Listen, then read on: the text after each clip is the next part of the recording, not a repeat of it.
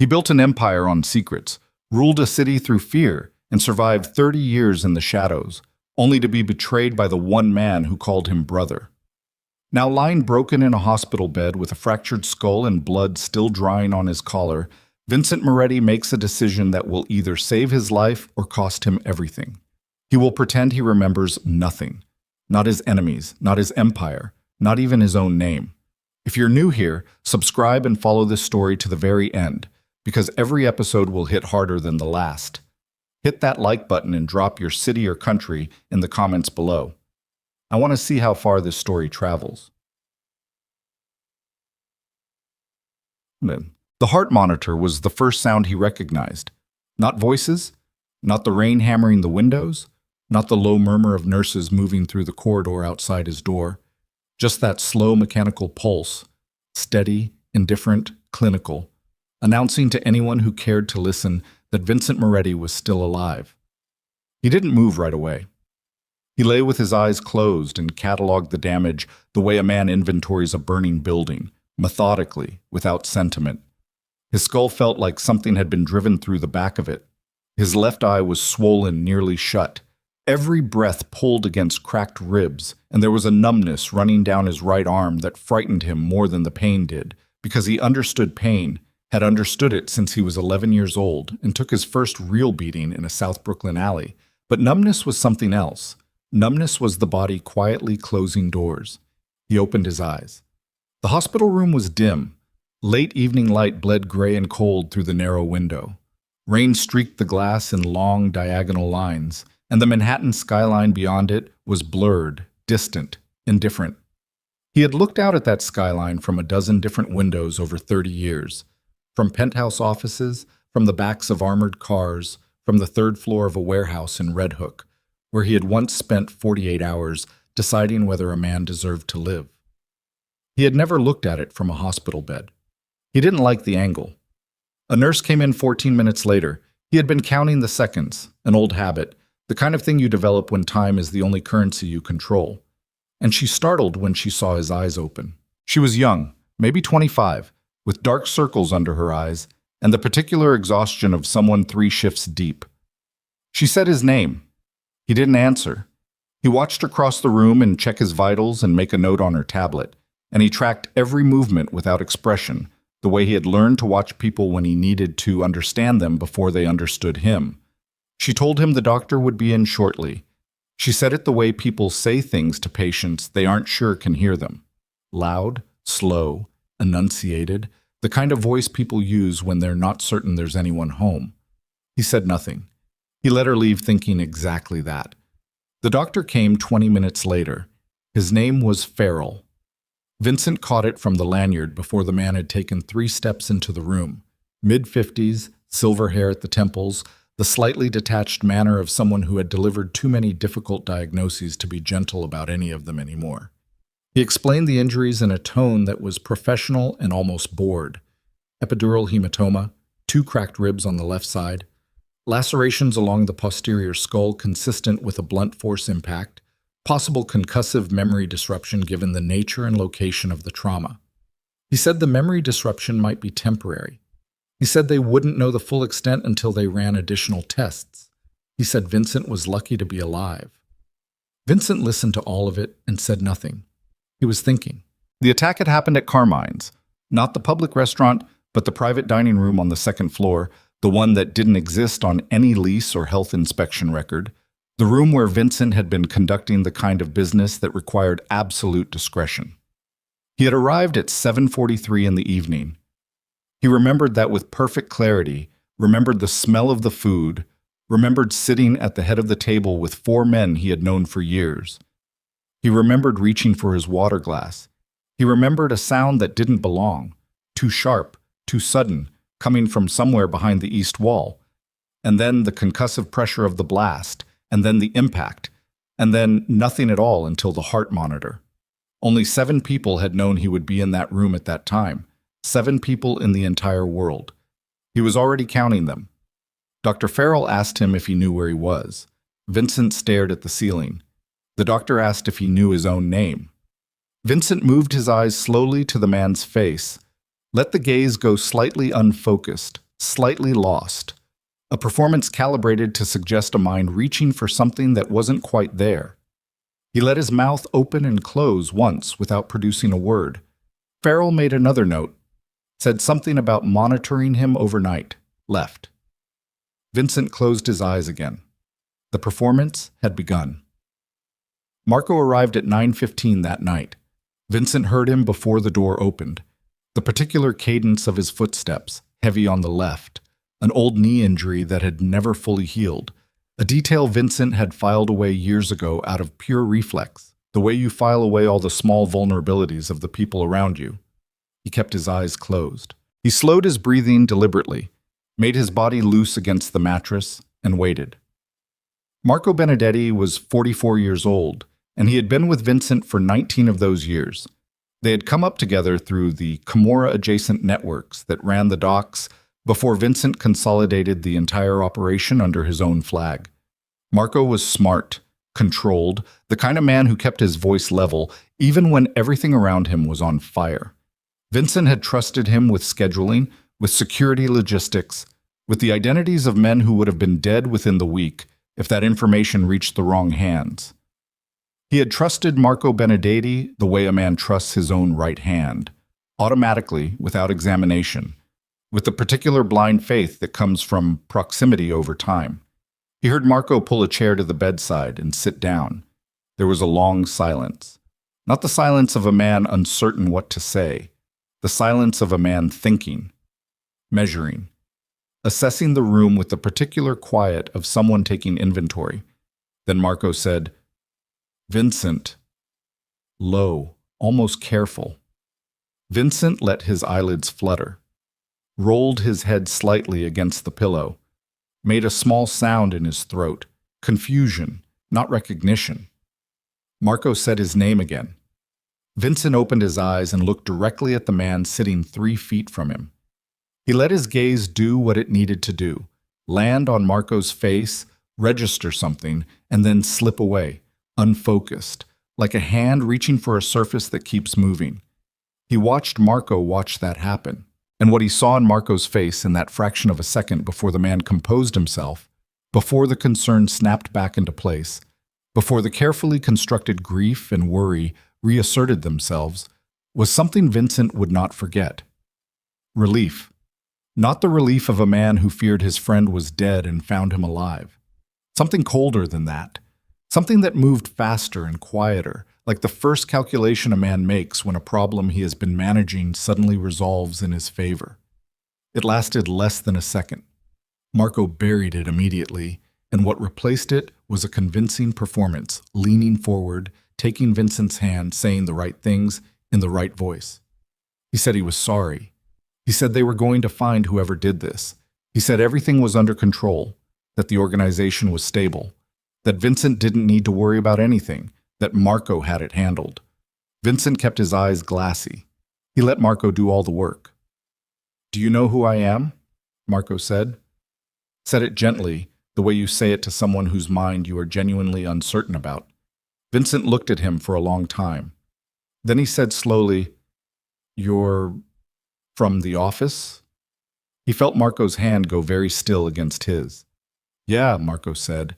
His voice had changed very slightly, a fraction of a degree, the way a temperature gauge shifts before you see the number move. "Yeah, that's right, from the office." The nurse came in then, and Marco stepped back and the moment was over. But Vincent had what he needed. He lay still and let the nurse adjust his IV, and he breathed through the tenderness in his ribs, and he built the structure of what he now knew into a clean, cold architecture inside his mind. The meeting location had been changed at the last minute. Vincent remembered that, an update that had come through his secure line at 6:20 the previous evening, less than 90 minutes before his arrival, moving the dinner from the original venue on 54th to the private room at Carmine's. He had not thought twice about it. Changes happened. He had confirmed receipt and adjusted his route and gone, and now he was here. Only one person had the access and the standing to make that change without triggering a secondary confirmation from Vincent himself. His lieutenant, his trusted second, the man who had just held his hand and called him brother. Vincent stared at the ceiling long after Marco left, The rain against the window was intensifying, sheeting now instead of dropping, and the sound of it against the glass was the only sound in the room. His ribs ached with every breath. The numbness in his arm was fading, replaced by a tingling that moved from his shoulder to his fingertips like current through a wire. Good. That was good. The body was coming back online. His mind, however, had never gone offline. He had two choices. He could drop the performance right now, call his security team, pull the surveillance records, bring Marco in before the man had time to disappear. It would be clean. It would be fast. And it would tell him almost nothing about who else was involved, how deep the rot went, whether there were others in his organization who had known or participated or simply looked the other way. Or he could stay broken a little longer, could let them all believe that Vincent Moretti had survived the explosion but not the impact, that his body was intact, but the man inside it was temporarily unreachable, wandering in some internal fog with no access to names, faces, or events. Could let them believe that and watch what every single person around him did with that information. He thought about the 7 people who had known his schedule. He started placing them in order. Elena Rossi came in the following morning at 7:51, and she ruined his calculation immediately. Not because she arrived unexpectedly. He had expected her. She was his executive assistant. Her presence was entirely appropriate. What he had not expected, what cracked the clean analytical structure he had been building through the long night like a fault line through granite, was the state she was in. She looked like she hadn't slept. Her hair, which she always kept precisely arranged, was pulled back in a knot that had been redone too many times to be intentional.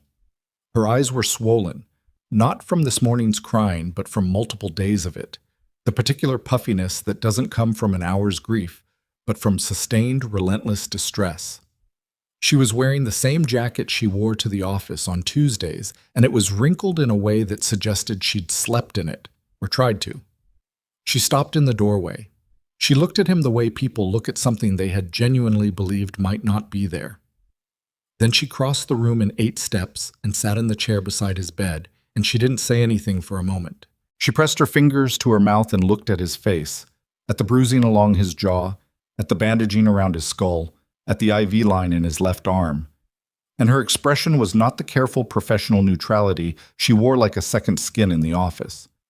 It was something entirely uncontrolled, something raw and frightened and relieved and guilty, all of it present at the same time, none of it managed. "You're awake," she said. Her voice was low and slightly unsteady. "The nurses said you'd been awake since last night, but I wasn't sure if—" She stopped, pressed her lips together, started again. I'm sorry, I should let you rest, I just needed to see—" Another stop. She blinked hard.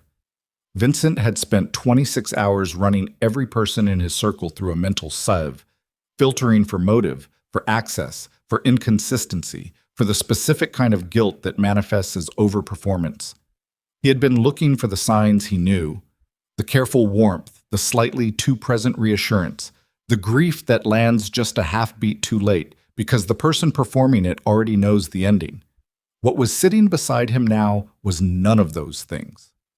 What was sitting beside him was someone who was frightened and exhausted and had been carrying something very heavy for a very long time, and who had no capacity in this moment to perform anything at all. He kept his face loose, uncertain. He let his eyes find hers and hold there with the same careful blankness he had used on Marco. The look of a man searching for a landmark he can't quite find. She noticed. Her expression shifted. "Vincent," she said, differently now, quieter. Do you know who I am?" He let a beat pass. 2 beats. Then he said, carefully, "Elena." Her face did something complicated, something between relief and something else he couldn't immediately categorize. "Yes," she said. Her voice had dropped to almost nothing. "Yes, that's right. You work with me." "Yes. I'm your assistant, executive assistant." He nodded slowly, as if filing that away. He watched her watch him do it. He said, "You look tired." She almost laughed, caught it before it became one, turned it into something smaller and more controlled. "I've been here. At the hospital. Most of the last 2 days." She seemed to hear how that sounded and adjusted quickly. I know it's not my place. You have people. You have staff. But the police came to the office asking questions about your schedule, and She stopped, looked at her hands. "The dinner was on my calendar. I confirmed the location change. I sent the final itinerary." She looked up at him. "I keep thinking," she said, "that if I had checked something differently, if I had flagged something I missed, if I had asked one more question about why the venue was being changed with less than 2 hours' notice." She stopped herself again. Something was working in her face, the effort of someone choosing, carefully, how much of a truth to release. "The location change," Vincent said slowly, as if the words were coming from somewhere foggy. "Someone changed it." Her eyes sharpened. Just slightly. Just enough for him to notice, which meant she was not actually thinking about what she was revealing, which meant the sharpening was reflexive, not strategic. "Yes," she said. "Marco authorized it." She said it simply. No weight on it. No performance around it. Just the fact, stated in the flat tone of someone who had already been living with that fact for 2 days and had long since stopped being surprised by it. Vincent looked at the ceiling. Outside, the rain had stopped sometime in the night, and the morning light was coming through the window, thin and gray, the specific light of a city that has been washed clean but not warmed. He lay still for a moment with the name settling into the silence of the room.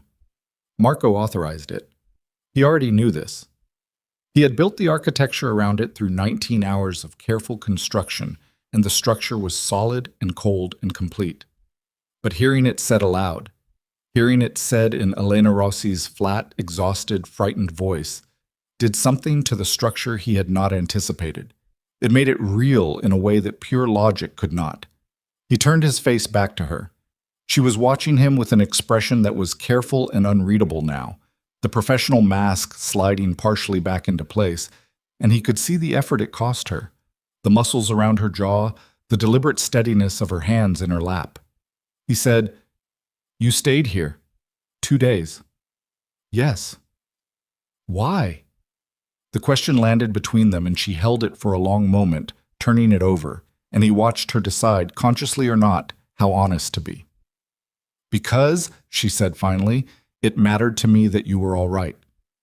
Not because it was her job, not because she had responsibilities contingent on his survival.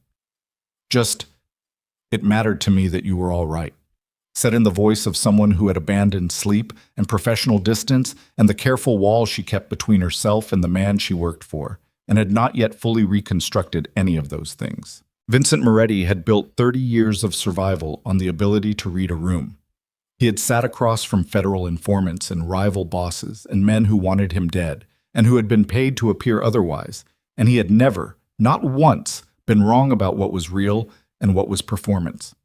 It was the one thing he trusted in himself entirely. He studied Elena Rossi's face in the thin morning light, and for the first time in 19 hours, he placed someone from his circle of 7 on the wrong side of his list. Not the side he had feared, the other side. The question was, why had Marco needed to involve her at all? What did she know that she wasn't saying? And why, in the middle of her genuine, unperformed grief, had her eyes sharpened at exactly the moment he mentioned the location change? Not with surprise, but with something that looked uncomfortably like fear? He let his eyes go distant again, let his face settle back into the blankness of a man who had lost the thread. But inside, underneath the stillness, something had shifted. Because the answer to those questions would determine whether Elena Rossi was the one person in his circle who had nothing to hide, or the one person skilled enough to make him believe she didn't. By noon, Vincent had 2 visitors he had not expected. The first was Angelo Moretti. His uncle had not visited the night before. Vincent had noticed the absence and filed it without comment in the same mental ledger where he was keeping everything else. Angelo was 67, still sharp, still dangerous in the specific way of men who had survived long enough to understand patience as a weapon. He had been a peripheral figure in Vincent's organization for the last decade, respected, consulted occasionally, but not central, not at the table. Vincent had made that determination 9 years ago, after an incident in Atlantic City that had demonstrated Angelo's judgment to be compromised by the kind of ambition that outlasted its proper season. Angelo walked in and looked at him the way a man looks at a throne that has temporarily become vacant. He dressed it up, of course. Concern. Warmth. The language of family, which Angelo deployed with considerable skill when it served him. He sat down and spoke at length about the investigation, about the family's safety, about the importance of a smooth transition of authority during what he called Vincent's recovery period. He didn't once ask how Vincent was feeling.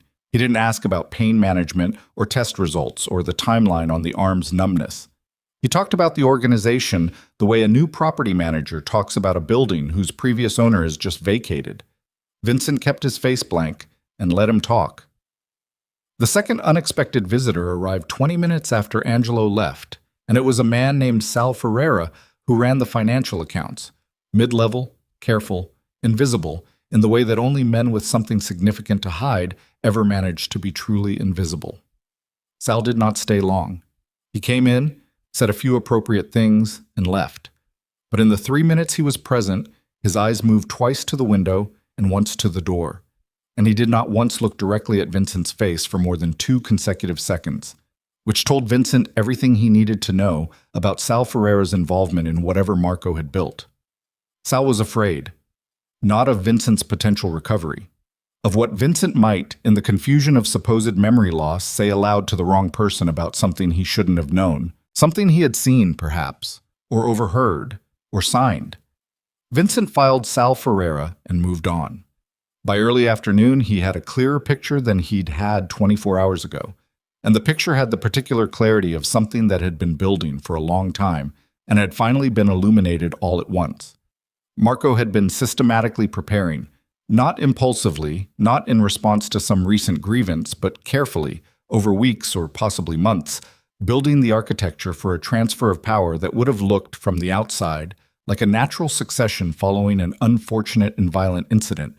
He needed the organization to accept the transition as legitimate, which meant he needed someone with credibility to validate his authority in the period immediately following the attack.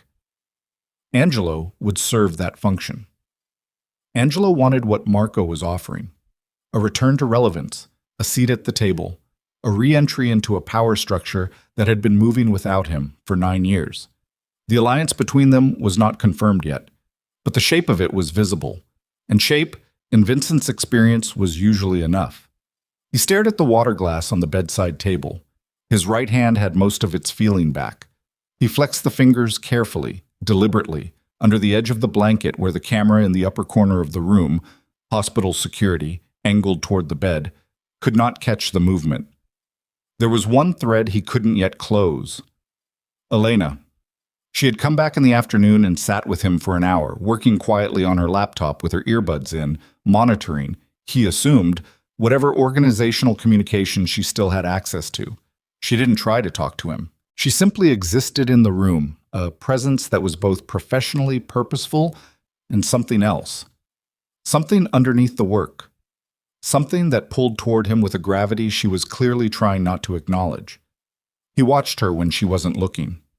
He was looking for the crack. Every person who carried a secret had one, a moment, a gesture, a fractional hesitation in the face when something they were trying not to think about surfaced despite them. He watched her and looked for it and found something instead that disturbed him more than a crack would have. He found consistency. The same woman who had arrived this morning, looking like she hadn't slept in 2 days, was the same woman who had stayed through the afternoon and was still here now, and the quality of her presence was the same throughout. Not performed, not calibrated, just continuously, stubbornly real in a way that cost her something he could see but not yet name. At 4:37, she looked up from her laptop and caught him watching her. She held the look for a moment. Then she said quietly, "You should sleep." "I'm not tired," he said, and then realized he had said it naturally, without the fog he was supposed to be performing, and he watched her face register something and then carefully not register it. She looked back at her laptop. "No," she said.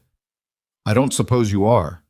And something in the way she said it, knowing, careful, slightly weighted, sent a cold wire of uncertainty down the back of his neck that had nothing to do with the injury and everything to do with the question that had been building since morning. Did Elena Rossi know more than she was saying?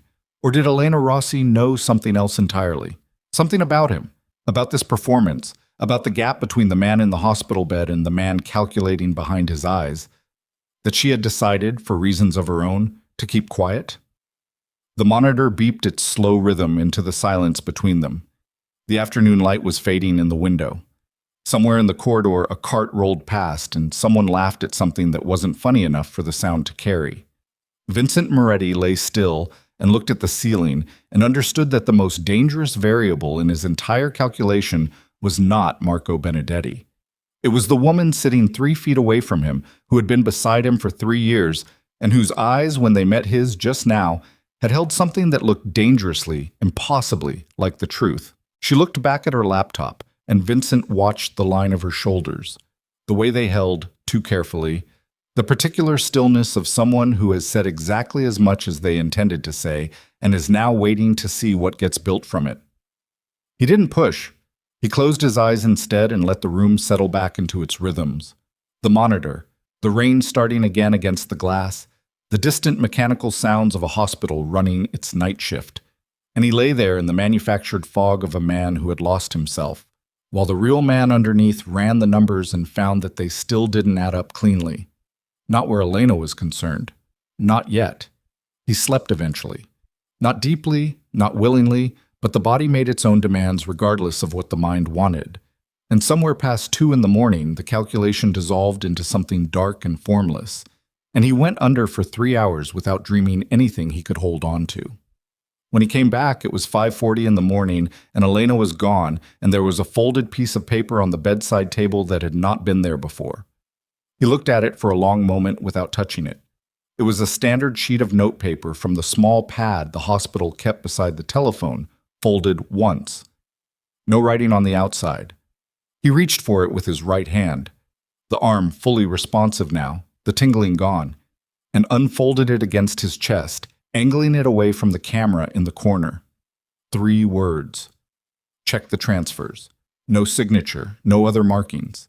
The handwriting was small and controlled, the kind of handwriting that comes from years of making notes in margins and on the edges of documents without calling attention to itself. He folded it again and held it in his closed fist and stared at the ceiling. Check the transfers. She knew something specific. Not a suspicion, not a general unease, Keats. Something with a precise location in the financial architecture of his organization, and she had not said it aloud, had not handed it to him with a name attached and a full explanation, which meant she was either unable to say it directly or had reasons not to. Reasons that were still keeping her quiet even as some other part of her refused to stay completely silent. The gap between those two things was where his next 48 hours would be built. Marco came back at 9. He was better rested than the night before, which registered as its own form of information. He came in with coffee, 2 cups from the place on Lexington that Vincent had used as a meeting point for years, and he set one on the bedside table and took the chair and crossed his ankle over his knee and looked for all the world like a man paying a perfectly ordinary visit to a friend who was recovering from a terrible accident. "How are you feeling?" he said. Vincent moved his head on the pillow. Let his eyes find Marco's face with that same reaching quality. Recognition without context. The look of a man who can find the shape of something but not its name. "Better," he said. Careful, slow. Marco nodded. He wrapped both hands around his coffee cup and said, "The doctor says you might be here another week, depending on the memory stuff." He paused. "They can't really tell with head injuries. It's not like a broken bone, where they can read an x-ray and know." "No," Vincent agreed. Marco looked at him. Something moved behind his eyes. A small, quick calculation. The same thing Vincent had seen the first night, but better controlled now. He'd had time to compose himself. He was running a different version of the scene today, less initial shock, more settled authority. "I've been managing things," Marco said. "At the office, you don't need to worry." "What things?" "The regular operations, the accounts, the scheduling." A fractional pause on the word scheduling, just a fraction. "Everything's running." "Good," Vincent said, and then, slowly, as if it were coming from somewhere half-remembered, What about the review? The quarterly? Marco's right thumb moved against the coffee cup. A small thing, a pressured thing. That's handled. Sal's covering it. Sal, who had stood in this room yesterday and could not look him in the face.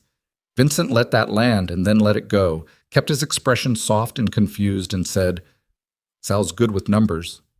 Yeah, Marco said. He is.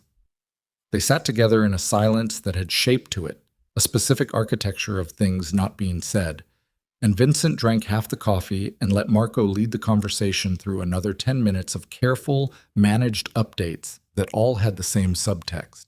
I have this. I am handling this. You don't need to be present for this. When Marco left, Vincent put the coffee cup down and was still for a moment. Sal was covering the quarterly review. Sal, who was afraid. Sal, who had access to transfer records. He thought about the note in his fist, now tucked beneath the thin hospital mattress. Check the transfers. He needed access to a phone, not the one on the bedside table. That line ran through the hospital switchboard and was, in practice, auditable. He needed a clean line to someone he could trust with a specific, quiet instruction. The list of people who met that description, given what he now knew about the architecture of what had been built around him, was very short. It had exactly one name on it, and that name surprised him. Elena came back at 11. She looked better than she had the day before. She had slept, or tried to, and changed her clothes, and the professional composure was more fully restored. The personal distress pushed back down behind the competent and organized exterior she wore in the office. She brought a file folder, which she set on the small table near the window without explaining it, and she pulled out her laptop and began working without ceremony, the same way she had yesterday afternoon. Vincent waited 20 minutes, long enough for the rhythm of the room to settle, for Elena to get sufficiently absorbed in whatever she was working on. Then he said quietly, Elena. She looked up. He held her gaze. Not the manufactured blankness, just his actual gaze, direct and still. He let it be what it was for 3 full seconds, and he watched her face change as she registered it. The small, sharp intake of breath, the way her hands went still on the keyboard. He said quietly, Tell me what you found. The silence that followed lasted long enough for the monitor to mark 4 complete cycles. Elena looked at him. She looked at the camera in the corner. She looked at the window. Then she looked back at him, and her expression had shifted into something he recognized, had seen on the faces of people who were standing at a line they had not yet decided whether to cross. You remember, she said. It wasn't a question. Tell me what you found, he said again. She closed the laptop, set it on the table beside the file folder. She stood up and moved to the chair closest to his bed, sat down in it, and leaned forward with her elbows on her knees, and her voice dropped to a register that would not carry past the 2 of them. 3 months ago, she said, I started noticing irregularities in the discretionary accounts. Not large ones. Nothing that would flag in a standard review. Small transfers, 6 to 11,000, spread across 8 different accounts, always on Fridays, always cleared before Monday morning. She paused. I thought it was authorized. I thought it was something you'd set up that I wasn't supposed to ask about. That happens. There are things that are compartmentalized. But, Vincent said, but the transfer authorizations were routing through a secondary verification code I didn't recognize. And when I traced the code back through the system architecture, she stopped. Her jaw tightened. It was assigned to Marco's access profile, but the secondary layer was mirrored to an external account I can't locate in any of our systems. Vincent said nothing. Elena said, I flagged it internally on September 3rd, wrote a memo, sent it through the standard reporting channel. To whom? She looked at him with something that was very close to anger, but colder. Marco runs the standard reporting channel for financial irregularities. The particular architecture of that was almost elegant. Build the path. Control the path. Anything that comes up the path comes directly to you. Did you go around him? Vincent said. I tried, Elena said. Her voice had gone flat. The flatness of someone reading from a wound that has already closed over. The week after I filed that memo, I got a call. Not to my work phone. My personal cell. She stopped. Her hands, still laced together over her knees, pressed harder against each other. It was a man I didn't know. He told me that my sister Sophia was living on Callaway Street in Westchester. He told me the name of her gym, the coffee shop she went to on Tuesday mornings, the school she was picking up her daughter from on Thursdays. The room was completely quiet. He didn't threaten me directly, Elena said. He didn't have to. He just read me the schedule. And then he said, "We know you found something. Let it go." She looked at the window. Her profile in the thin morning light was controlled and still and exhausted in a way that went down to the bone. So I let it go. I shredded the memo. I stopped looking. She turned back to him. But I kept copies. On a drive that isn't connected to any of our systems, in a location Marco's people don't know about. Vincent watched her. He said, "You kept copies."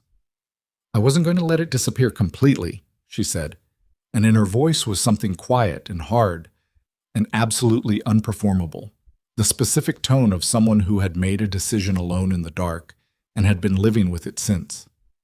I couldn't use them. Not without putting Sophia at risk. Not without knowing who else was involved.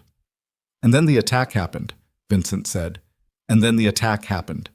She met his eyes and held there. And when I realized you were alive, I thought, maybe there was still a way.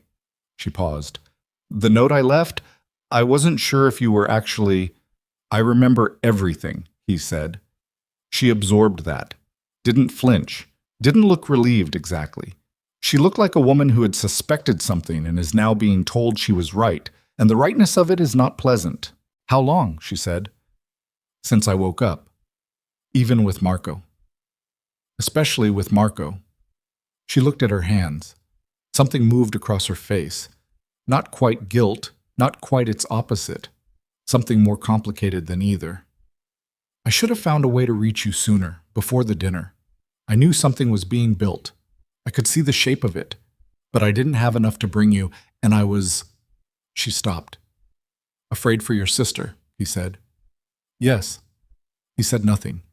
He looked at the ceiling and thought about the note she'd left at 5 in the morning and the drive with the copies, and the way her hands were pressing together now, still carrying everything she had been carrying alone since September. He thought about the 7 people who had known his schedule. Elena had known it. She had confirmed the itinerary. She had been, technically, the last link before the location change reached the team, which made her, on paper, a viable component of the chain that had led to Carmine's. He had put her on the wrong side of his list yesterday. He was not moving her back. Your sister, he said. Is she safe right now? Elena looked at him. I don't know. I've been calling her every day. Casual, normal. She doesn't know anything is wrong. But if Marco realizes I've told you... He won't, Vincent said. Not yet. He let a beat pass. You said the drive is somewhere he doesn't know about. Yes. I need what's on it. I know. She looked at him steadily. I'll get it. Quietly, he said. Don't change anything about your routine. Don't do anything that signals a shift. I know how to be careful, she said, and there was a small dry edge to it. Not quite defiance, just the faint friction of someone reminding him that she had been careful for months, alone, without his guidance, in conditions that were considerably more exposed than this hospital room. He accepted the correction without comment. She stood, picked up her laptop, moved back to the table near the window. She opened the computer and put her earbuds back in, and in 60 seconds she looked from the camera in the corner exactly like what she always looked like in this room. His executive assistant, working diligently, present out of professional obligation. He lay back and let the performance resettle over both of them like a curtain. The afternoon brought Marco back, unexpectedly, at 2:15. Not for a visit, but with a man Vincent had not seen before. Mid-40s, soft in the face, the kind of soft that comes not from easy living, but from careful concealment. He was introduced as Dr. Ewan, a specialist in traumatic memory recovery.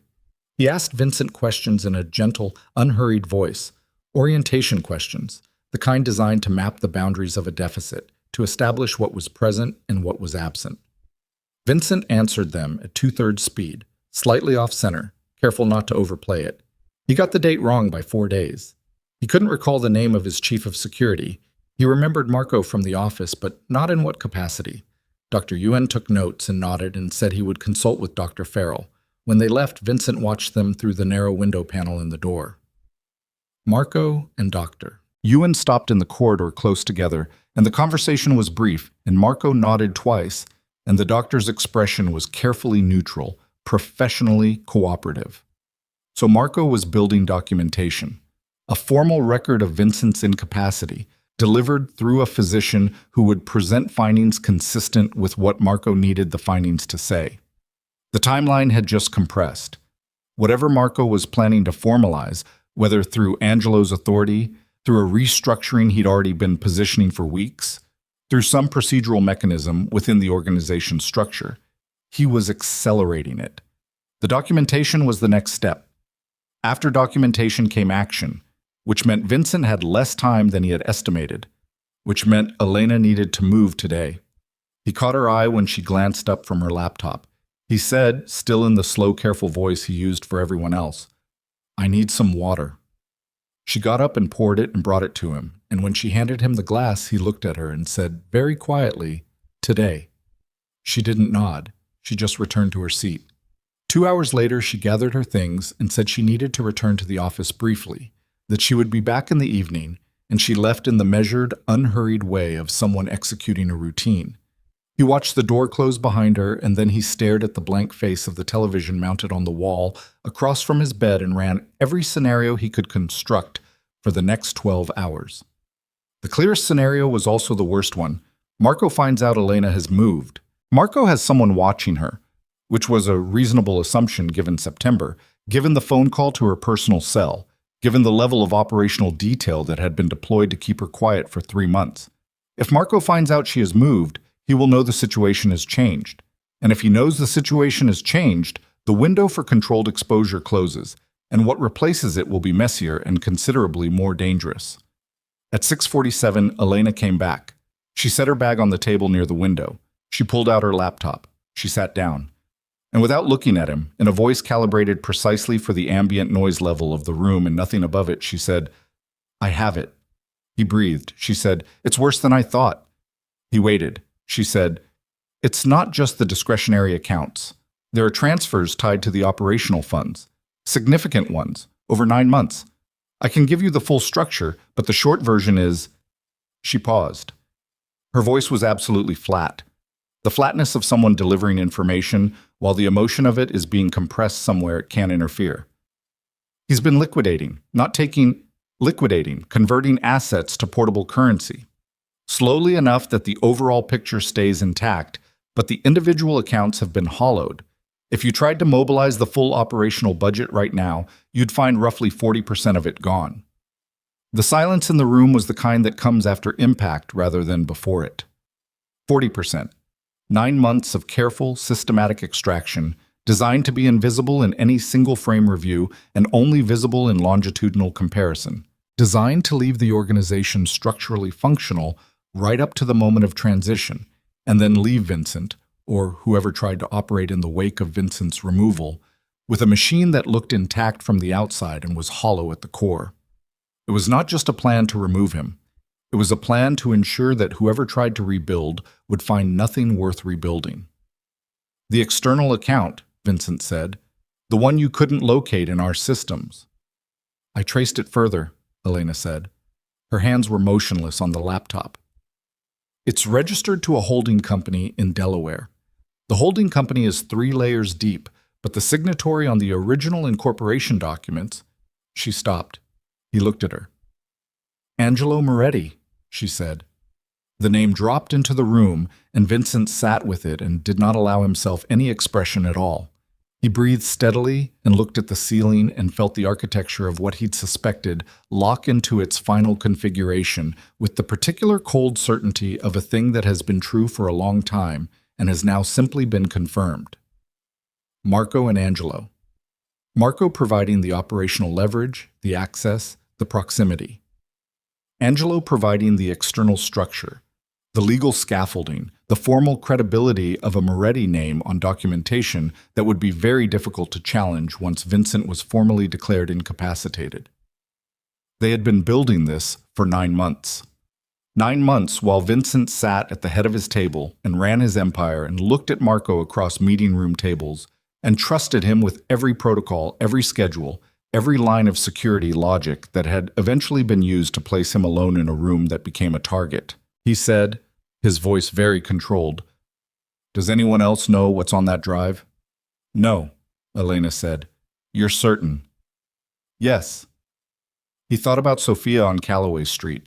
He thought about a man reading a gym schedule into a phone at 9 in the morning and not needing to say anything more explicit than that. He thought about Elena sitting with this for 3 months, sitting with it through every meeting, every scheduled call. Every morning she had confirmed his itinerary and sent it down a chain that led directly to the man who had been systematically gutting everything he had built. He thought about what it had cost her to stay quiet and what it had cost her not to. He said, "I need to make a call." She looked at him, understood immediately that he didn't mean the phone on the bedside table. She reached into her bag and pulled out a cell phone, not her primary device, something smaller and older, a prepaid, and set it on the edge of the bed without comment. He looked at it, then at her. "I bought it the morning after the attack," she said quietly. "I thought, eventually you'd need one." She paused. "I didn't know how long the performance would last." He picked up the phone. He dialed a number he had not used in 4 years, a number he kept in the part of his memory reserved for contingencies, the kind of contingencies you spend years hoping never arrive. It rang 3 times. A voice he recognized answered. Vincent said, "I need you in the city by tomorrow morning." He paused. "Bring the others." He ended the call. He set the phone down on the mattress and looked at Elena, and she was looking back at him with an expression that held, somewhere underneath the careful composure, the first small evidence of something that might eventually become relief. But not yet, because at that exact moment, the door opened. Not a nurse. Not Dr. Farrell. Marco Benedetti walked into the room at 8:53 in the evening with 2 men Vincent didn't recognize at his back, and his face had a quality Vincent had never seen on it before in 19 years. He was not pretending anymore either. He looked at Elena. He looked at the prepaid phone on the mattress.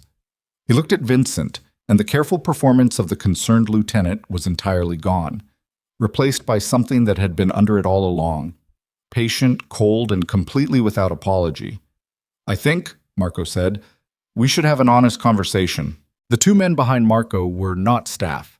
Vincent clocked that in the first second, the way they positioned themselves without being told, one at the door, one at the angle that covered the window, the particular stillness of men who have done this before and know exactly where to stand to make a room feel smaller than it is.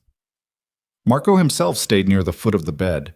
He had his hands in his coat pockets, and his posture was relaxed in the way that things are relaxed when the tension underneath them has been resolved, when a decision has been made and the relief of making it has settled into the body. He looked at the prepaid phone on the mattress. He looked at Elena. He looked at Vincent. "Who did you call?" he said. Vincent said nothing. Marco nodded, as if the silence confirmed something he'd already calculated. He moved to the chair beside the bed, the same chair he'd been sitting in for 2 days, playing the concerned lieutenant, and he sat down in it and crossed one leg over the other, and the familiarity of the gesture was the most disturbing thing in the room, as if nothing had changed, as if this was just the next version of the same meeting they'd been having since Vincent woke up. "The phone," Marco said. "Where'd it come from?" Elena said from across the room. "It's mine." Marco looked at her. His gaze moved over her slowly, the way you look at a piece of furniture you've decided to get rid of. "Sit down, Elena." "I am sitting down." "Then stay there." The man at the door shifted his weight, a small movement, just a degree of attention redirected, but Vincent tracked it and understood its function. It was not a threat. It was a reminder, a quiet recalibration of who controlled the exits. Marco turned back to Vincent. "I know you remember," he said. Said it simply, without accusation. "I've known since yesterday.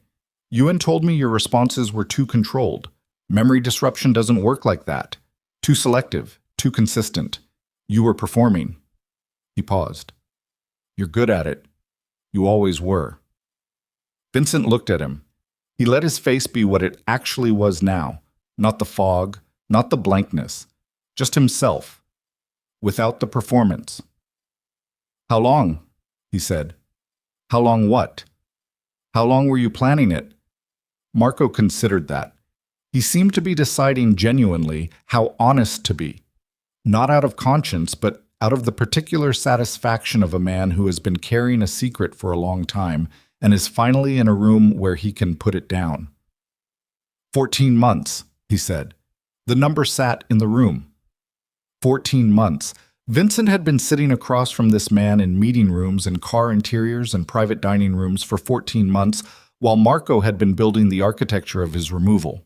He had been handing Marco security protocols, schedule confirmations, the names of contractors and contacts, and the location of resources that were now 40% depleted, for 14 months. "Why?" Vincent said. Marco's expression didn't change. "Because you were never going to step back. You were never going to bring anyone else in. 30 years and the whole thing is still structured around one man's complete control." He uncrossed his leg, leaned forward slightly. "That's not an organization, Vincent. That's a personality, and personalities die. So you decided to help that along."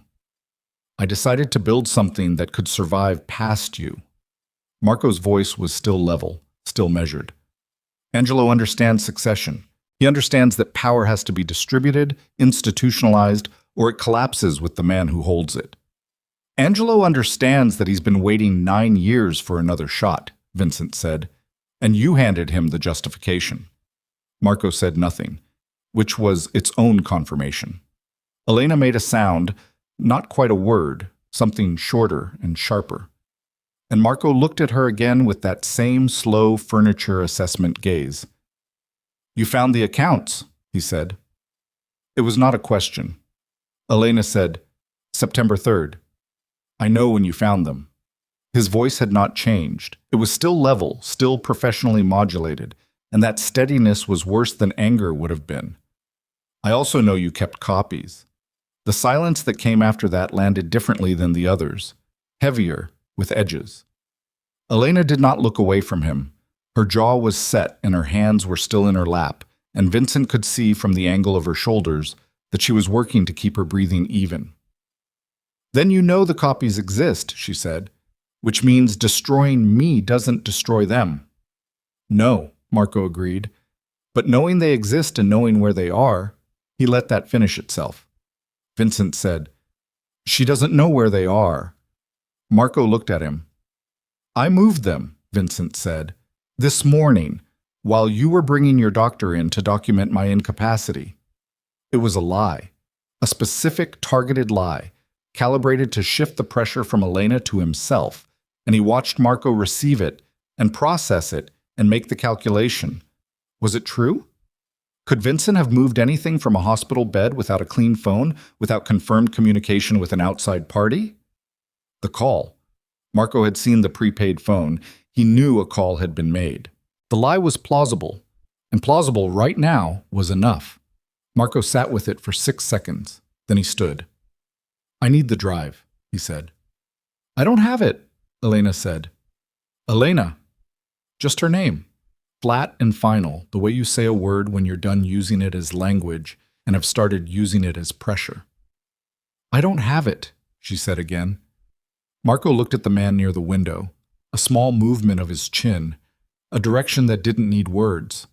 The man pushed off the wall and crossed the room toward Elena in 4 steps, and Elena stood up from the chair, and the man took her arm, not violently, but with the specific grip of someone who has been told not to make noise and knows exactly how to enforce compliance without producing it. Vincent said, "Marco." Marco looked at him. "Let her go," Vincent said. "Tell me where the drive is." "Let her go first." "That's not how this works," Marco said. "You know that. You taught me that." He had.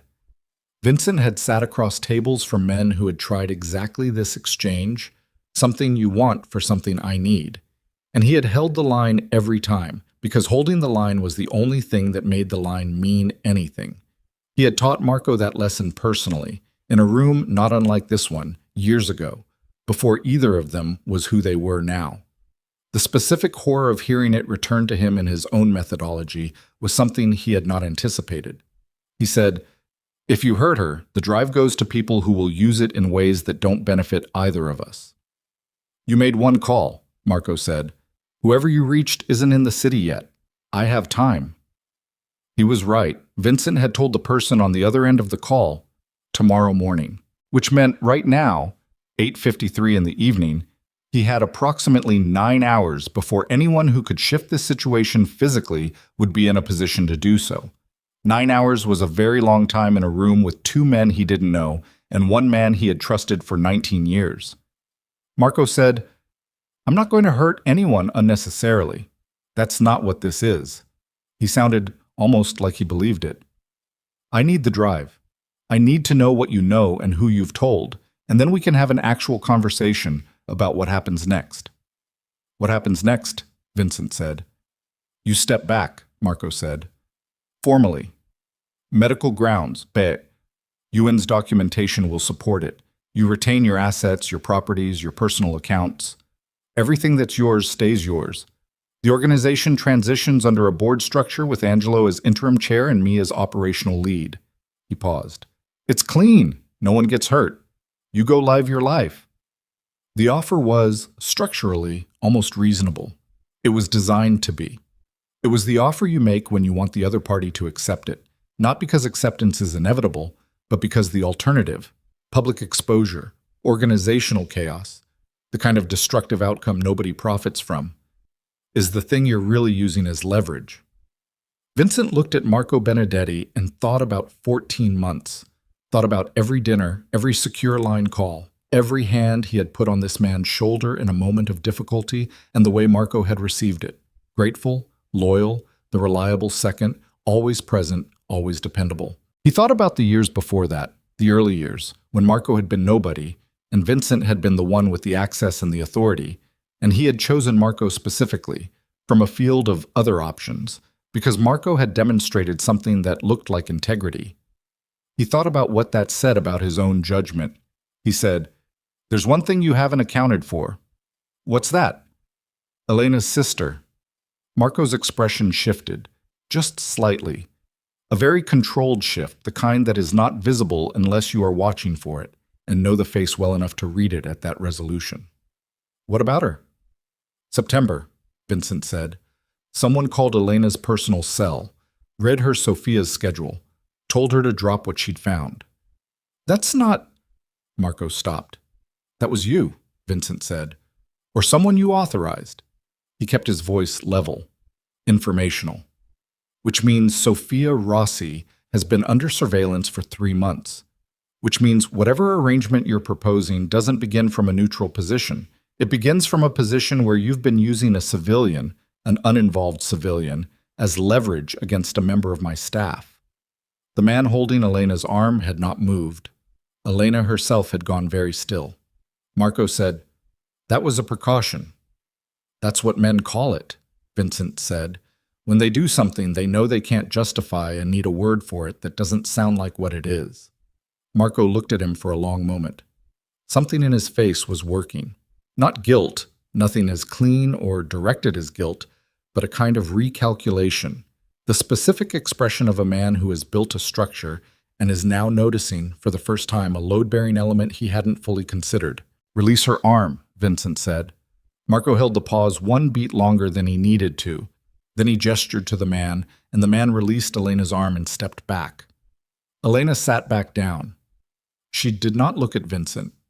She was looking at the middle distance and breathing with deliberate control, the way you breathe when you are not going to give anyone in the room the satisfaction of seeing your hands shake. Marco said, "The drive, Vincent." "I'll need time," Vincent said. "You don't have much." "Enough to make a call." Marco looked at the prepaid phone still on the mattress. He reached out and picked it up and turned it over in his hand and looked at the call log. 1 outgoing call. No incoming. He set it back down. "Make the call," he said. "Whatever you need to retrieve it, but I'm staying in this room until I have it." Vincent picked up the phone. He looked at Elena. She was looking back at him now. Her face was composed and still, and the expression in her eyes was not fear, or not only fear. It was something else, something that asked a question he didn't have a clean answer for yet. He dialed. The number he dialed was not the number he had called before. This was a different number entirely. Shorter, a local exchange, the kind of number that didn't exist in any contact list on any device he had ever owned, because some numbers you only keep in the part of your mind that is hardest to access under pressure, and most reliable under pressure precisely because of that. It rang once. A woman's voice answered, not a greeting, just an open line, waiting. Vincent said, "The secondary location. Confirm it's clear." A pause, then, "Clear." He said, "Tell Ricci to move to the primary, tonight." He ended the call. Marco looked at him. "Who's Ricci?" Vincent set the phone down. He folded his hands on his chest and looked at Marco Benedetti. Looked at him the way he had looked at men in rooms like this for 30 years. The look that was not anger and not threat, but something more fundamental. The look of a man who has made a decision and is now simply on the other side of it. He said, "Nobody you've met." The room went quiet. Marco was still watching him with that calculating patience, the expression of a man willing to wait because he believed he controlled the timeline. One of the men near the wall coughed once. The heart monitor ran its rhythm. Outside, the city moved through its ordinary night, traffic and wind, and the low sustained frequency of 8 million people living their lives without any awareness of this specific room and what was happening in it. At 10:42, Marco's phone buzzed. He looked at it. His face changed. Not the controlled, managed change Vincent had been reading for 2 days, a real change, something that hit him somewhere below the level he could manage, that moved up through his jaw and into the muscles around his eyes before he could stop it. He read the message, read it again. Then he looked up at Vincent with something that was, for the first time, not entirely controlled. "The Delaware account," he said. His voice had lost a register. "Not much. Enough." "Someone filed a financial disclosure with the Federal Oversight Division tonight. The account is flagged." Vincent said nothing. "The signatory—" Marco stopped. "Angelo's name is on that filing. His name is attached to—" He stopped again. "To 9 months of transfers from operational accounts," Vincent said quietly. "That can be traced, with the appropriate documentation, directly to the funds movement preceding a murder attempt on the head of a private organization." He paused. "The documentation was on the drive. Elena copied it. I had it filed tonight through a third party before you walked into this room." The silence that followed was of a different quality than all the silences before it. Marco Benedetti stood at the foot of Vincent Moretti's hospital bed at 10:42 in the evening and understood, in the specific, irreversible way that understanding happens when the floor drops out, that he had not been watching a man lose his memory for 2 days. He had been watching a man build a case. "The call you made," Marco said. His voice was careful now, controlled again, but differently. The control of someone applying pressure to a wound. "That wasn't someone coming to the city." "No," Vincent said. "That was the filing." That was the filing. Marco stood still. His hands came out of his pockets slowly. He looked at Elena.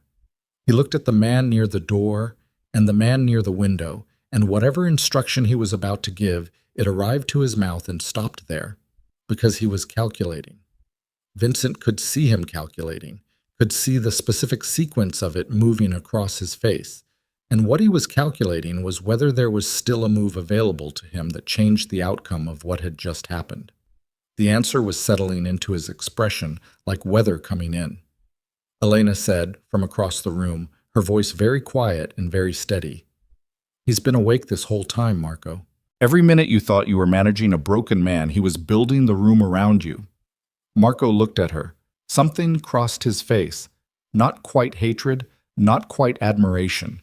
Something in between, the specific expression of a man recognizing, too late, the thing he underestimated.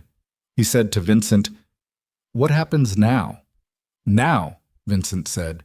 "You sit down." Marco didn't sit down. Instead, he did the thing that Vincent, in constructing every scenario through the long, cold hours of the previous 2 days, had identified as the highest risk outcome and the lowest probability one. The action of a cornered man who has stopped calculating and started reacting. He reached into his coat. Elena moved first, not away from him, but toward Vincent, stepping directly between the space where Marco's hand was going and the hospital bed, and the movement was so fast and so completely without hesitation that for a full second the room simply stopped. Marco froze. Elena was standing at the side of Vincent's bed with her back to him and her face to Marco, and her arms were slightly out from her sides, and her breathing was audible now, elevated and real, and there was nothing performed or strategic about any of it. It was the purest possible version of a choice, made in less than a second, with no calculation behind it at all. Marco stared at her. His hand, still inside his coat, did not move. The man near the door took a step forward and stopped, uncertain, looking at Marco for instruction that wasn't coming. Vincent sat up in the bed, fully, without the weakness, without the careful imprecision of the last 2 days, and swung his legs to the floor, and the movement had its own kind of statement in it, the statement of a man returning from somewhere he had only appeared to be. "Take your hand out of your coat," he said to Marco. His voice was completely level. Marco looked at Elena. He looked at Vincent, on his feet now, still in the hospital gown, IV line pulling at his left arm. He looked at his two men, who were looking at each other with the specific uncertainty of people who have been given a task and have just discovered the task has changed into something they weren't briefed for. Marco's hand came out of his coat, empty. He had not been reaching for a weapon. Vincent understood that in the same moment he understood something else, that Marco had known, pulling his hand out slowly and deliberately with his palm visible, exactly what interpretation that gesture would produce, and had made it anyway. He had been testing Elena. He had wanted to see, in the most direct possible way, whether she would move. And she had. Marco looked at her for a long moment.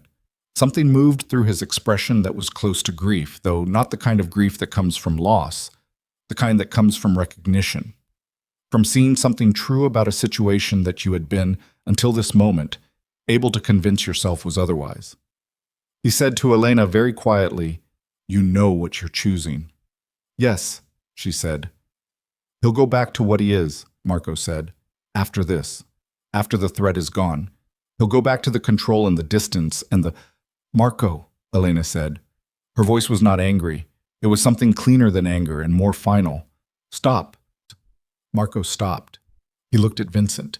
He looked at the room, the two men who were now completely uncertain of their function, the monitor still running its indifferent rhythm, the window where the city's lights were spread out below in their ordinary, enormous indifference. He said, "You planned all of this." "Not all of it," Vincent said. He looked at Elena's back, still toward him, still between him and whatever Marco might have produced from that coat. He said, "Not that part." Marco looked between them. The calculation was back in his face, but it was a different kind now, not strategic, not the patient architecture of a long plan, but the fast, adaptive calculation of someone working with what's left. He said, "The filing can be challenged." "It can," Vincent agreed. "Angelo has lawyers who have been preparing for exactly this kind of—" "Angelo," Vincent said, "is currently having a conversation with 2 federal agents in the lobby of his building on Park Avenue. They've been there since 9:15 this evening." He paused. "The filing wasn't the only call I made tonight." The last thing left on Marco Benedetti's face, after everything else had been stripped from it, was the look of a man standing in a structure he built himself, watching the walls come in. He sat down, not in the chair beside the bed. He sat down on the edge of the unused second bed across the room, the way a man sits when his legs have made a decision his mind hasn't caught up with yet. He sat with his elbows on his knees and his hands loose between them, and he looked at the floor.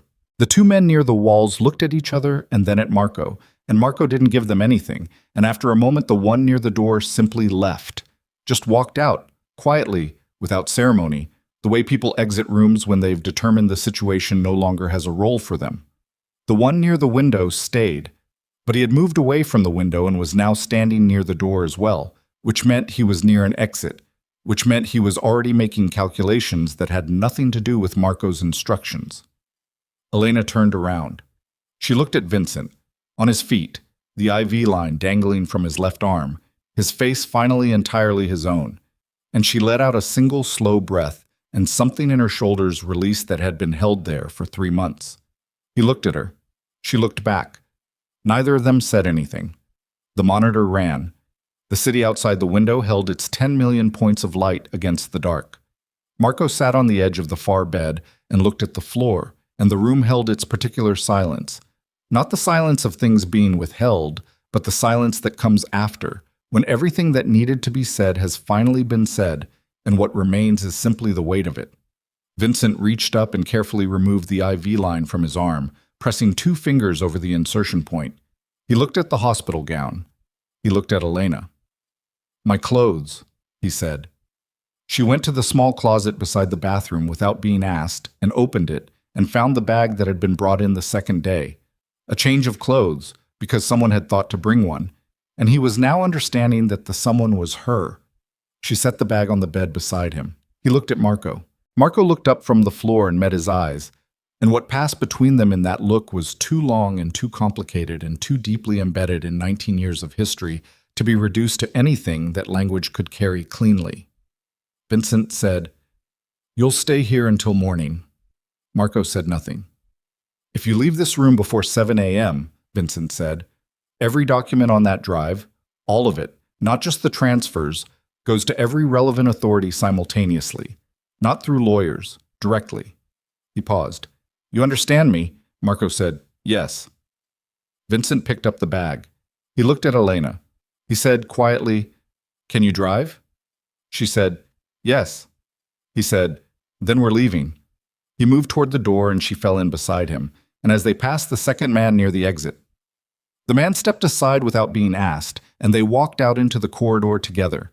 Vincent Moretti in street clothes with 2 fingers pressed to the inside of his left arm where an IV had been 4 minutes ago, and Elena Rossi with her bag over her shoulder and her eyes forward, and behind them the door swung shut on Marco Benedetti, sitting alone in the dim room with the heart monitor still running its patient, indifferent rhythm for a bed that was now empty. They were at the elevator when Vincent's phone, the prepaid, which he had pocketed, buzzed once. He looked at it. A message from the number he had called first. The contingency number. 4 words. "Richie is not coming." He stopped walking. Elena looked at him, looked at his face. She said, "What?" He read the message again, turned it over in his mind the way you turn a stone that you expect to find something under and find instead only more stone. "Richie is not coming." He said, "How many people knew about the drive?" Elena said, "Just me. And you." He said, "How many people knew about Richie?" She frowned. "I didn't know about Richie until tonight, when you made the call." "And the room was monitored," he said. Not a question. A realization arriving at the speed of the specific kind of dread that comes when a structure you believed was solid reveals, without warning, a flaw at its deepest point. He looked at the closed door of his hospital room at the end of the corridor. Marco had known about the prepaid phone before he walked in. He had known about the call. He had arrived already knowing, which meant he had been watching the room, not just monitoring, actively watching, with something capable of picking up audio from inside a hospital room through a closed door. Which meant everything Vincent had said in that room tonight, every word of the case he had laid out, every detail of the filing, the federal agents on Park Avenue, Richie, the primary location, had been heard. Not just by Marco, by whoever Marco was reporting to in real time. And Richie was not coming, which meant the contingency he had held back, the one resource Marco didn't know about and therefore couldn't neutralize, had just been neutralized. He stood in the hospital corridor with Elena beside him, and the elevator 20 feet away, and the exit beyond that, and the city beyond that, and he understood with absolute clarity that the case he had spent 2 days building, the filing, the federal contacts, the documentation, the careful architecture of a controlled exposure, was still intact. But the one thing he had been counting on to protect them physically, in the window between now and when that architecture produced results, was gone. He looked at Elena. She was reading his face, and she already understood that something had changed because she was watching him with the specific attention of someone who has stopped waiting to be told and is already preparing for whatever comes next. He said, We need to go somewhere they don't know about. She said, I have somewhere. He looked at her. She said, I've had it since October, since I realized I might need to disappear for a while. She met his eyes. I told you I'd been careful. He held her gaze for one moment.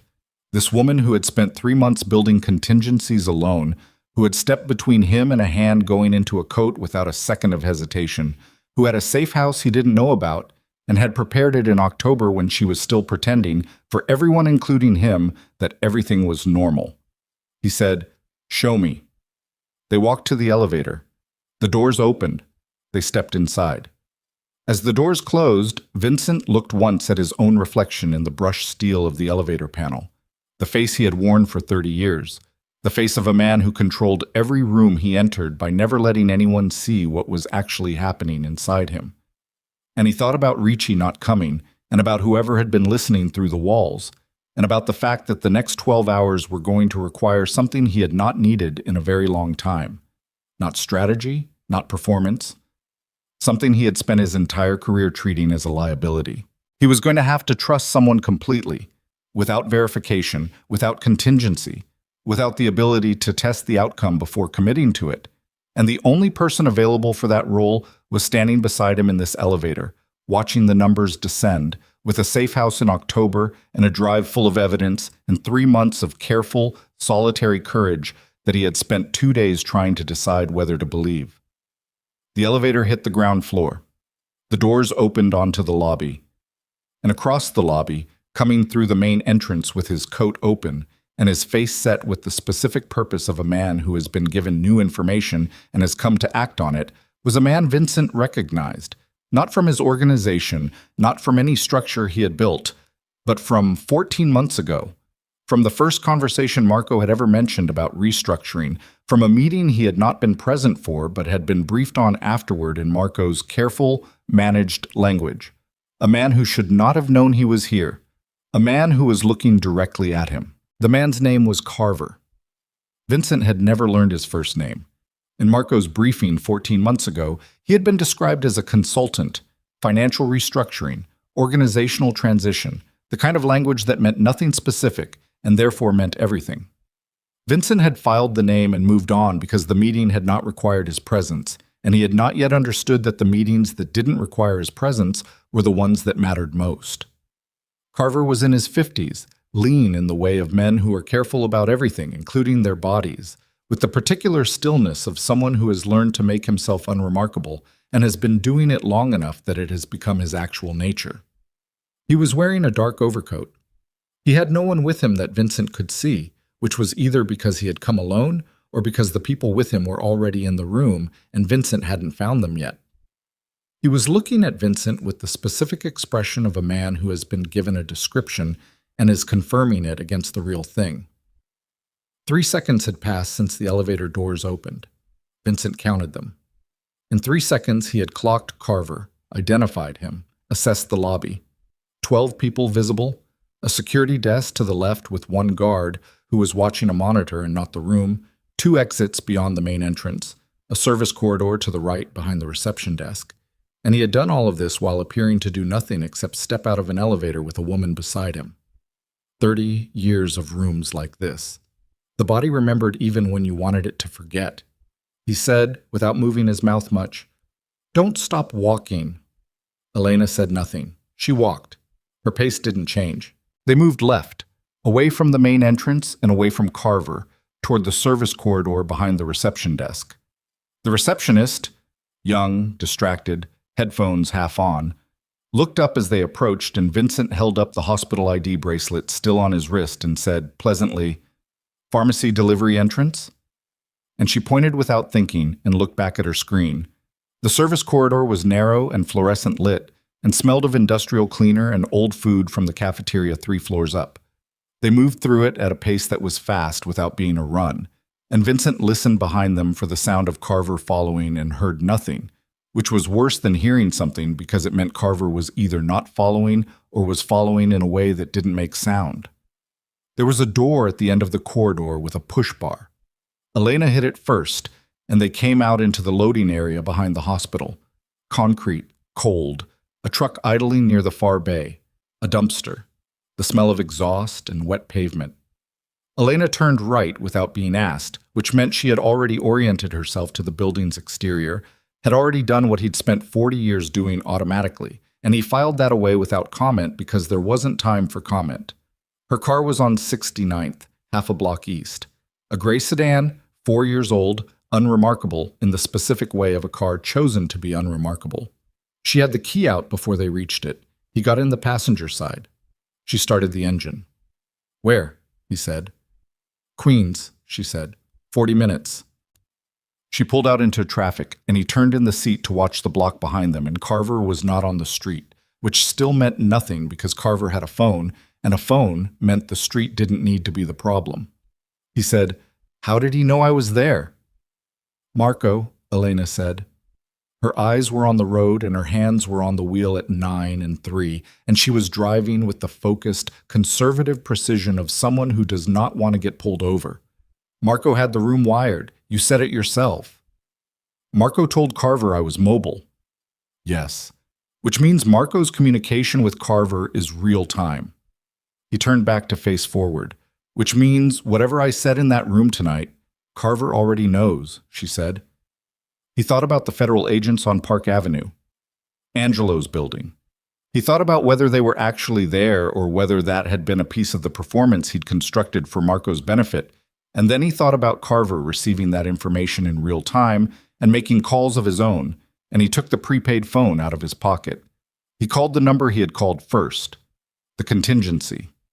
3 rings, 4, 5. No answer. He put the phone in his pocket. Elena glanced at him once and then looked back at the road. She didn't ask. She understood what no answer meant, and she didn't dress it up. They crossed the bridge at 11:23.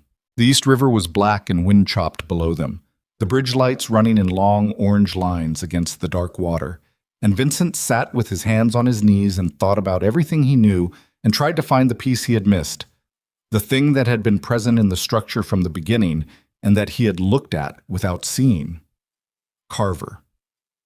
Marco had introduced Carver into the planning 14 months ago. Vincent had been briefed on a consultant. He had accepted the briefing without examination because Marco had been his right hand for 19 years, and 19 years of reliability had created exactly the kind of blind spot that someone patient and intelligent would look for and find. But Carver was not a consultant. Carver was the reason the plan had worked as long as it had. The external intelligence, the operational security, the surveillance capability that had let Marco monitor Elena from September without her knowing the mechanism, the technical infrastructure that had allowed a hospital room to be wired in a way that passed clinical security review. This was not organized crime work. This was something with different resources and different methodology, and the question of where those resources came from and why they had been applied to the project of removing Vincent Moretti from his own organization was a question he did not yet have the architecture to answer, which meant he was operating with incomplete information against an opponent whose full capability he could not map. He did not like that. He had spent 30 years ensuring he was never in that position, and he was in it now, in a gray sedan crossing into Queens at 11:25 at night, with a cracked rib that pulled at him every time he breathed too deeply, and an IV puncture on his left arm, and no Ricci, and no contingency, and one person beside him whose judgment he had decided in an elevator to trust completely. He said, "Tell me about the safe house." She said, "It's an apartment, registered to a name that doesn't connect to me in any system Marco has access to. I set it up through a property management company I found independently, nothing I'd ever used for you or for the organization." She paused. "It has a landline. And I have a laptop there that's never been connected to any network associated with either of us. Cash? Enough for 2 weeks. Documents?" A pause. "1 set. For me. I didn't have time to prepare a second set." He looked at her profile in the passing light. She was watching the road, her jaw set, and there was something in her expression that was working against itself. The practical, forward-moving competence of someone executing a plan they prepared in advance, running against the strain of someone doing it under conditions they had hoped the plan would never actually require. She had built a way out in October. She had built it for herself, alone, expecting to need it alone, and she had not built it for two people because in October she had not known that the two of them would be in the same car needing the same exit. He said, "You built it for one." "Yes." "But you're taking me there anyway." She didn't answer immediately. She changed lanes and checked the mirror and said, "Yes." He said, "Why?" She said, "You know why." He did. But he needed her to say it, not for his own confirmation, but because the situation they were driving into required complete clarity between them, and complete clarity required that things be said aloud rather than left in the register of what two people understood without speaking. She said, "Because you're the only thing worth protecting in any of this. Not the organization, not the assets, not the documentation." She glanced at him briefly, and then back at the road. "You. That's why I stayed in the hospital for 2 days. That's why I built the copy. That's why I stepped in front of you when Marco reached into his coat." She paused. "You can run the calculations on that if you need to, but that's the answer." He looked at the windshield, at the city moving past outside it, the lit windows of apartment buildings, the illuminated signs of businesses closed for the night, the particular texture of a city that never fully stops. He said, "I believe you." She said nothing, but her hands, at 9 and 3 on the wheel, released a fraction of their tension. The apartment was on the 3rd floor of a building on a residential street in Sunnyside. Brick, 4 stories, the kind of building that had been there since the 50s and would be there after everything around it had been torn down and rebuilt twice. Elena had a key, an actual physical key, which she had been carrying in a separate keychain from her regular keys in a different pocket, and she had both sets out as they climbed the stairs because she was already thinking 2 steps ahead. She unlocked the door. They went inside. It was small, one room that served as both living and sleeping space, a narrow kitchen, a bathroom. It had furniture, not much, the functional minimum. A table, 2 chairs, a lamp, a bed that had been made up at some point in the past and was still made, undisturbed. It smelled of a space that had been sealed and unsealed occasionally, slightly stale, slightly cold, but not uninhabited because she had been here. He could see the evidence of it, a coffee cup rinsed and upended on the drain board, a book on the table with a receipt used as a bookmark, the small, specific signs of someone who had been here alone and had been careful about how much they left. She turned on the lamp, not the overhead light.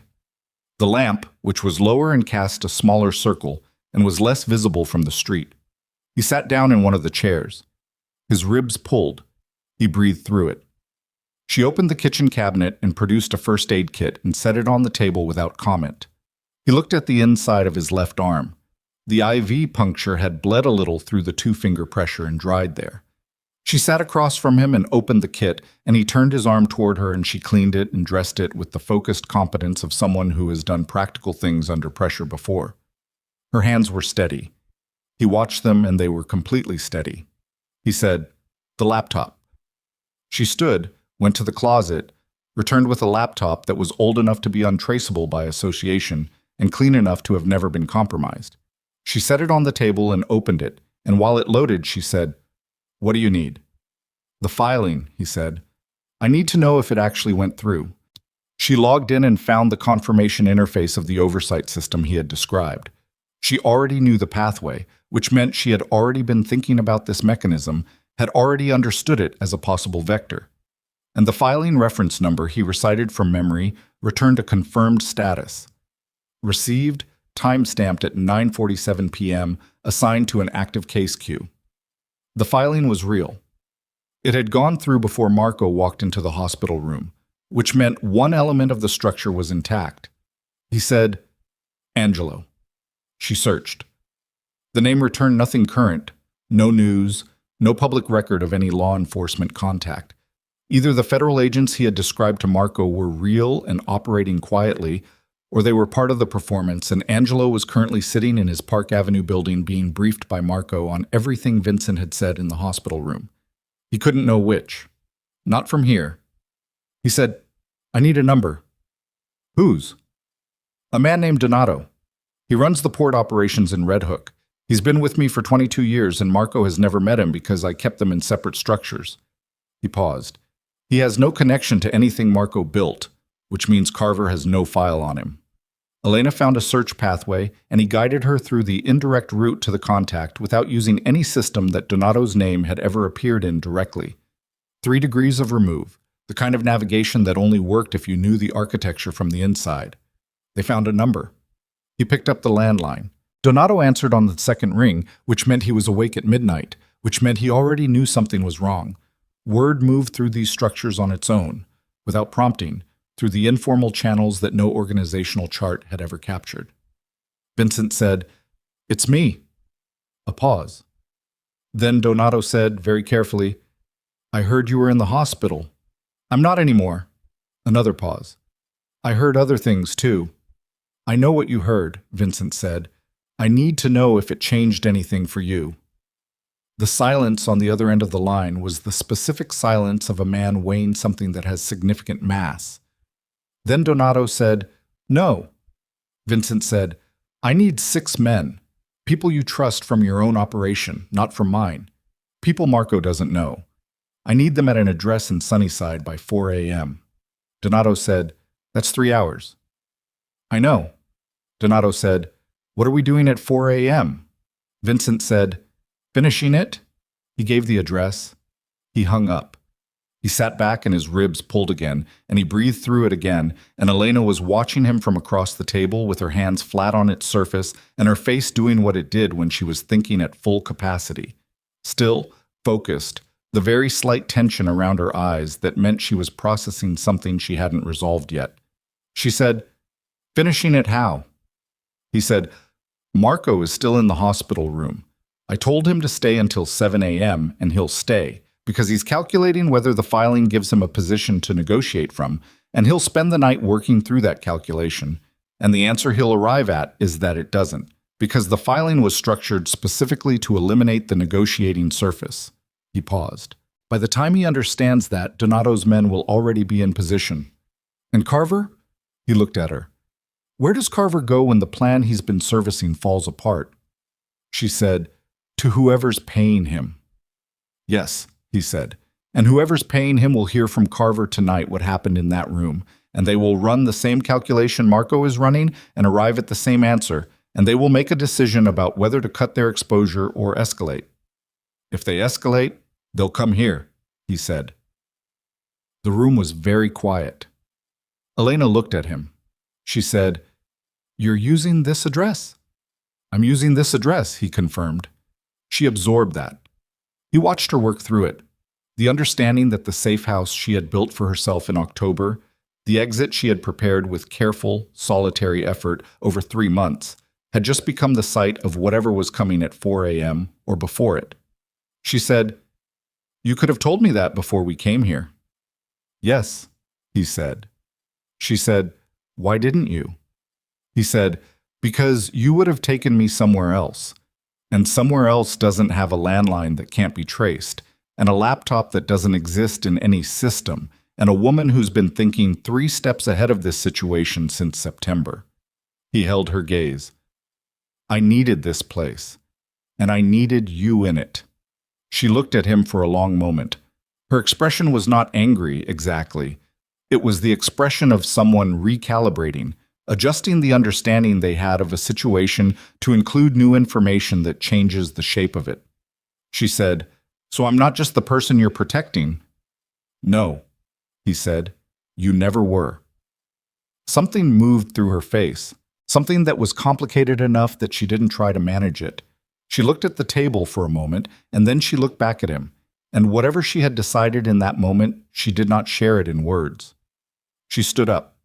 She went to the kitchen. She came back with water and 2 painkillers from the first aid kit and set them on the table in front of him without being asked. He took them. They waited. At 1:15, the prepaid phone buzzed, a message, from a number he didn't recognize.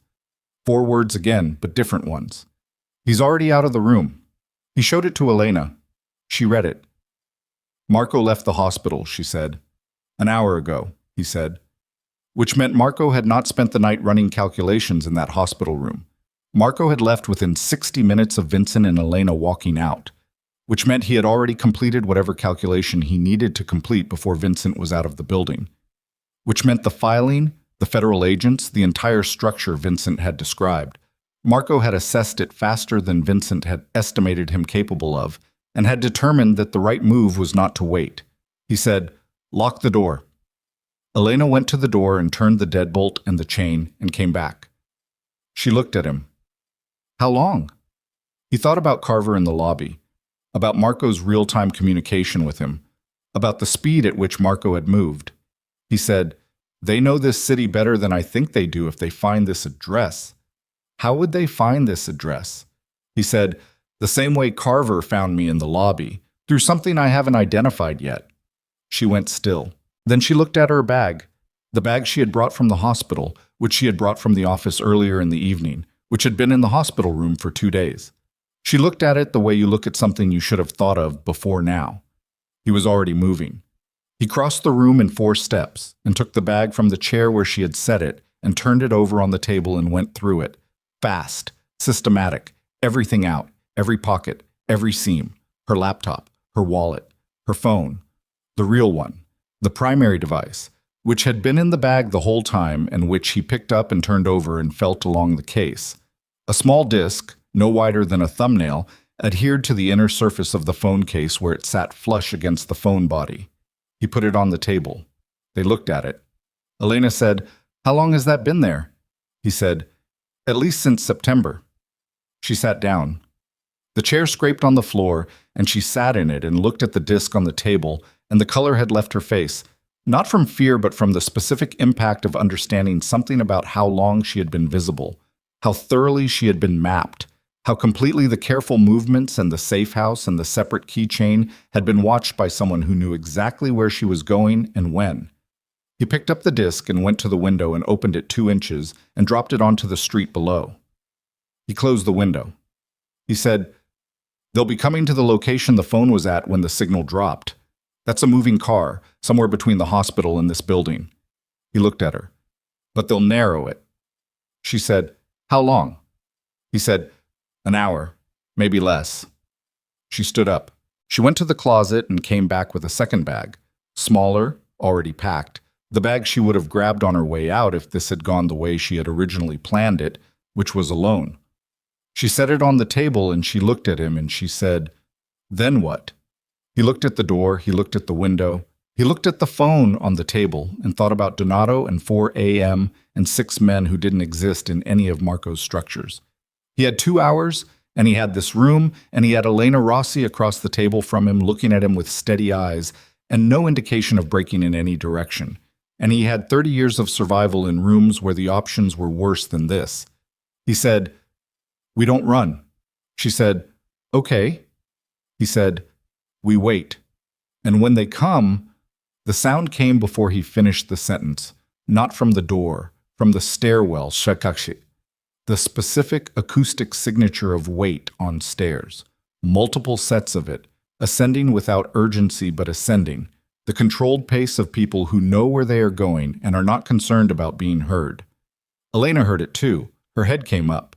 He was on his feet. He looked at the door, at the window, at Elena, who was already moving toward the kitchen without being told, putting the table between herself and the entrance. The footsteps stopped, outside the door.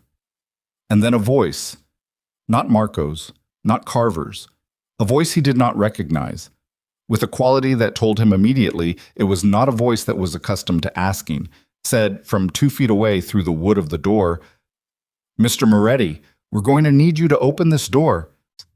He stood in the center of the room with his cracked rib pulling on every breath, and the first aid dressing on his left arm, and the city running its indifferent life 12 feet below the window.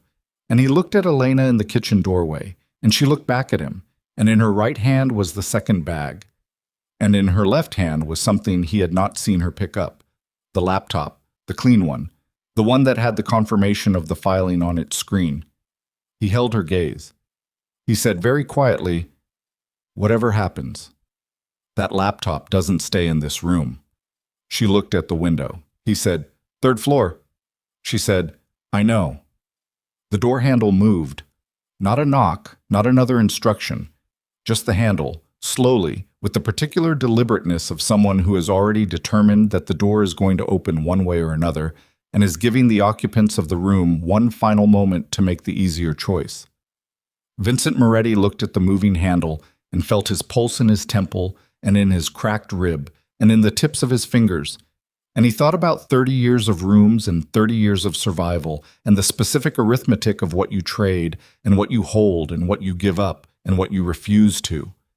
And he thought about a woman who had stepped between him and a coat pocket in a hospital room without a second of hesitation. And he thought about a filing time stamped at 9:47 p.m. that was sitting in an active case queue in a federal system that nobody in this building had access to. The handle reached its limit. The door began to move, and Vincent Moretti, for the first time in 30 years, moved toward danger instead of away from it.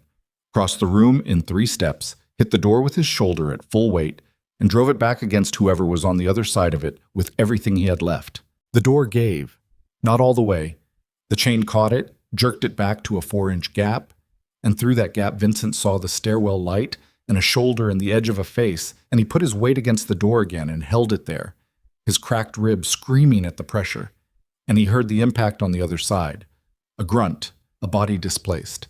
And then the door was shoved back at him from the outside with considerably more force than he had, and he went with it, used the momentum, stepped back and let the chain do the work. The chain held for 2 seconds. Then it didn't.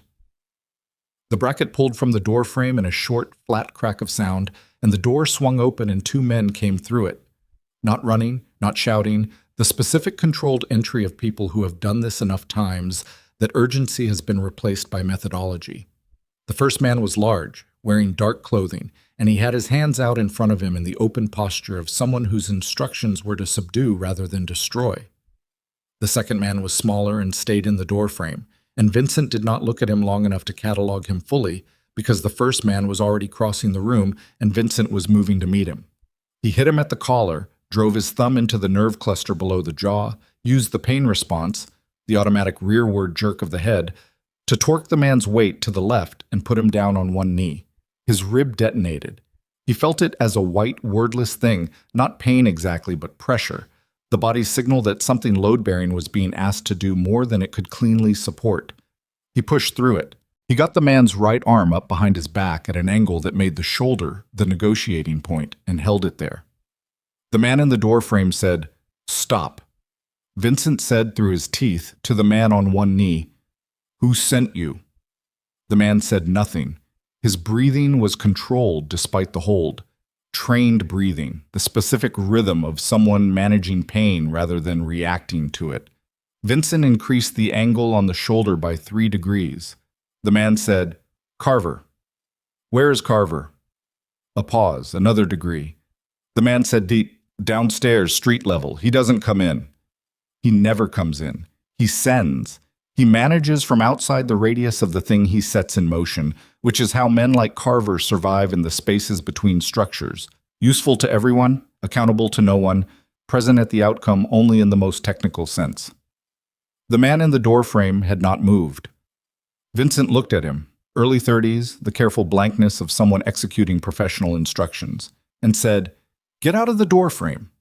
The man looked at his colleague on one knee and made the calculation and stepped back into the hallway. Vincent released the hold and stepped back himself, and his rib was a sustained, dull roar now, past the white spike and into the lower frequency of something that was going to be there for a while. He breathed shallowly, which was all he could manage, and looked at the man getting to his feet and rubbing his shoulder and not, notably, making another approach. Elena came out of the kitchen doorway. She had the laptop under her arm. The standing man looked at her. He looked at Vincent. He said, "We were told to bring you to a meeting." "By Carver." "Yes." "And if I don't come?" The man's expression didn't change. "I don't have instructions for that." Which meant there were no instructions for that, which meant Carver had not anticipated that Vincent would open the door instead of backing away from it.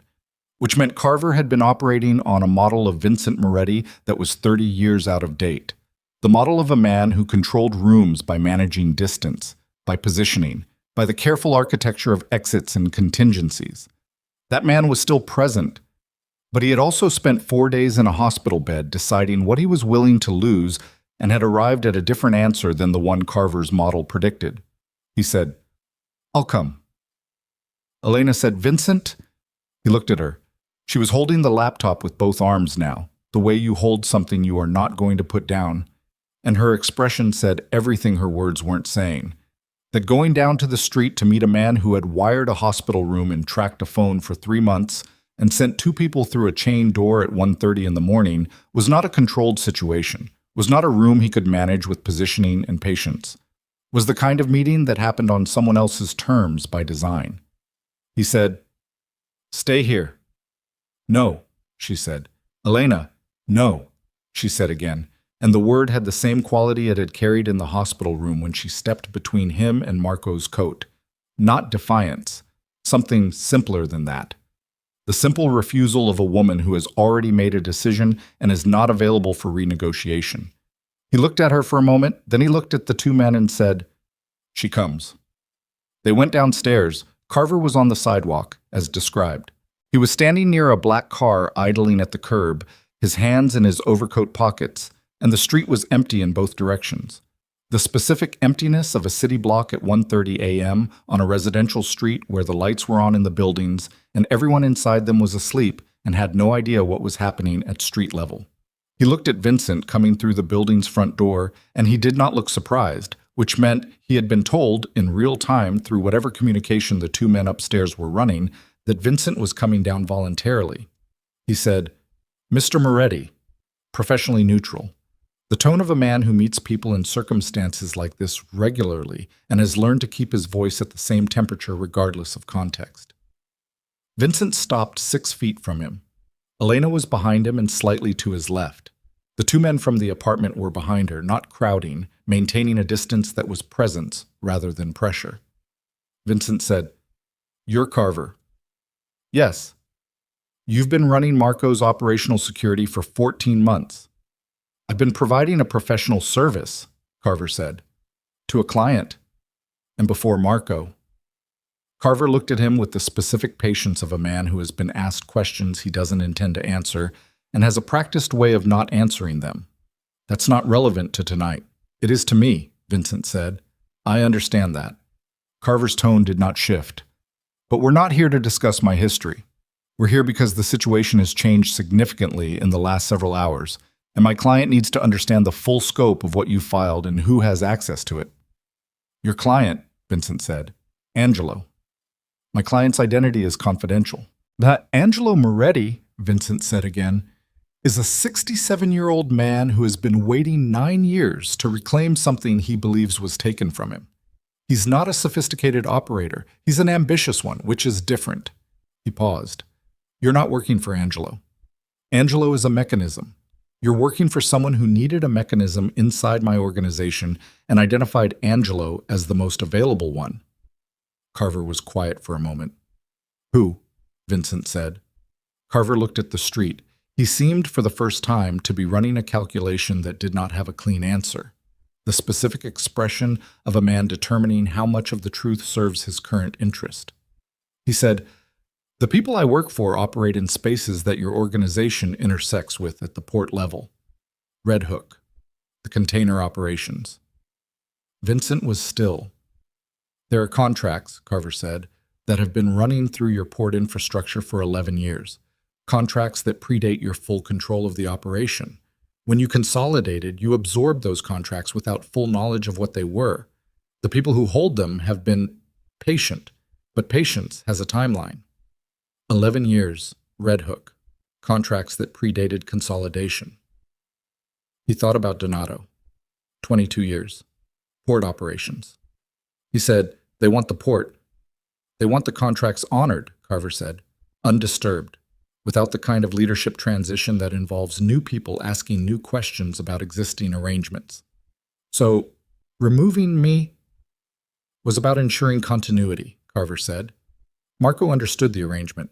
Marco agreed to maintain it. You, Mr. Moretti, have a reputation for examining things other people have agreed to maintain without examination. That's admirable in some contexts, and inconvenient in others." "Yes." The street was cold and still.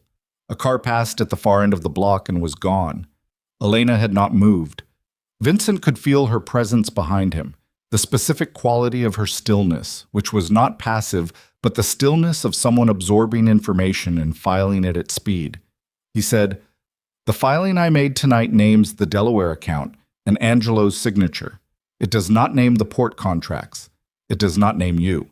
It does not name whoever you work for." Carver said nothing. "It's a precise filing," Vincent said. "It covers what it covers and not more, because I filed it before I knew about the contracts." He paused. "I'm telling you that so you understand I'm not bluffing about the scope." Carver said, "What are you proposing?" "I'm not proposing anything yet," Vincent said. "I'm establishing what I know and what I don't, which is a conversation I couldn't have had 6 hours ago." Carver considered that. "And now?" "Now I want to know," Vincent said, "whether the people you work for are interested in a resolution that doesn't require anyone else to get hurt, or whether they've already moved past that." The pause that followed was long enough that the idling car's engine cycled through a perceptible change in frequency. Carver stood with his hands in his coat and his face in the particular stillness of a man receiving communication from somewhere, not literally, no visible device, but the internal kind, the running of a calculation that connects to another calculation and produces an output. He said, "They're interested." "Then here's what happens," Vincent said. "The Delaware account filing proceeds, Angelo is exposed, Marco is exposed. That's not negotiable. That's already in motion, and I won't pull it back." He paused. "The port contracts are a separate matter. I'll examine them.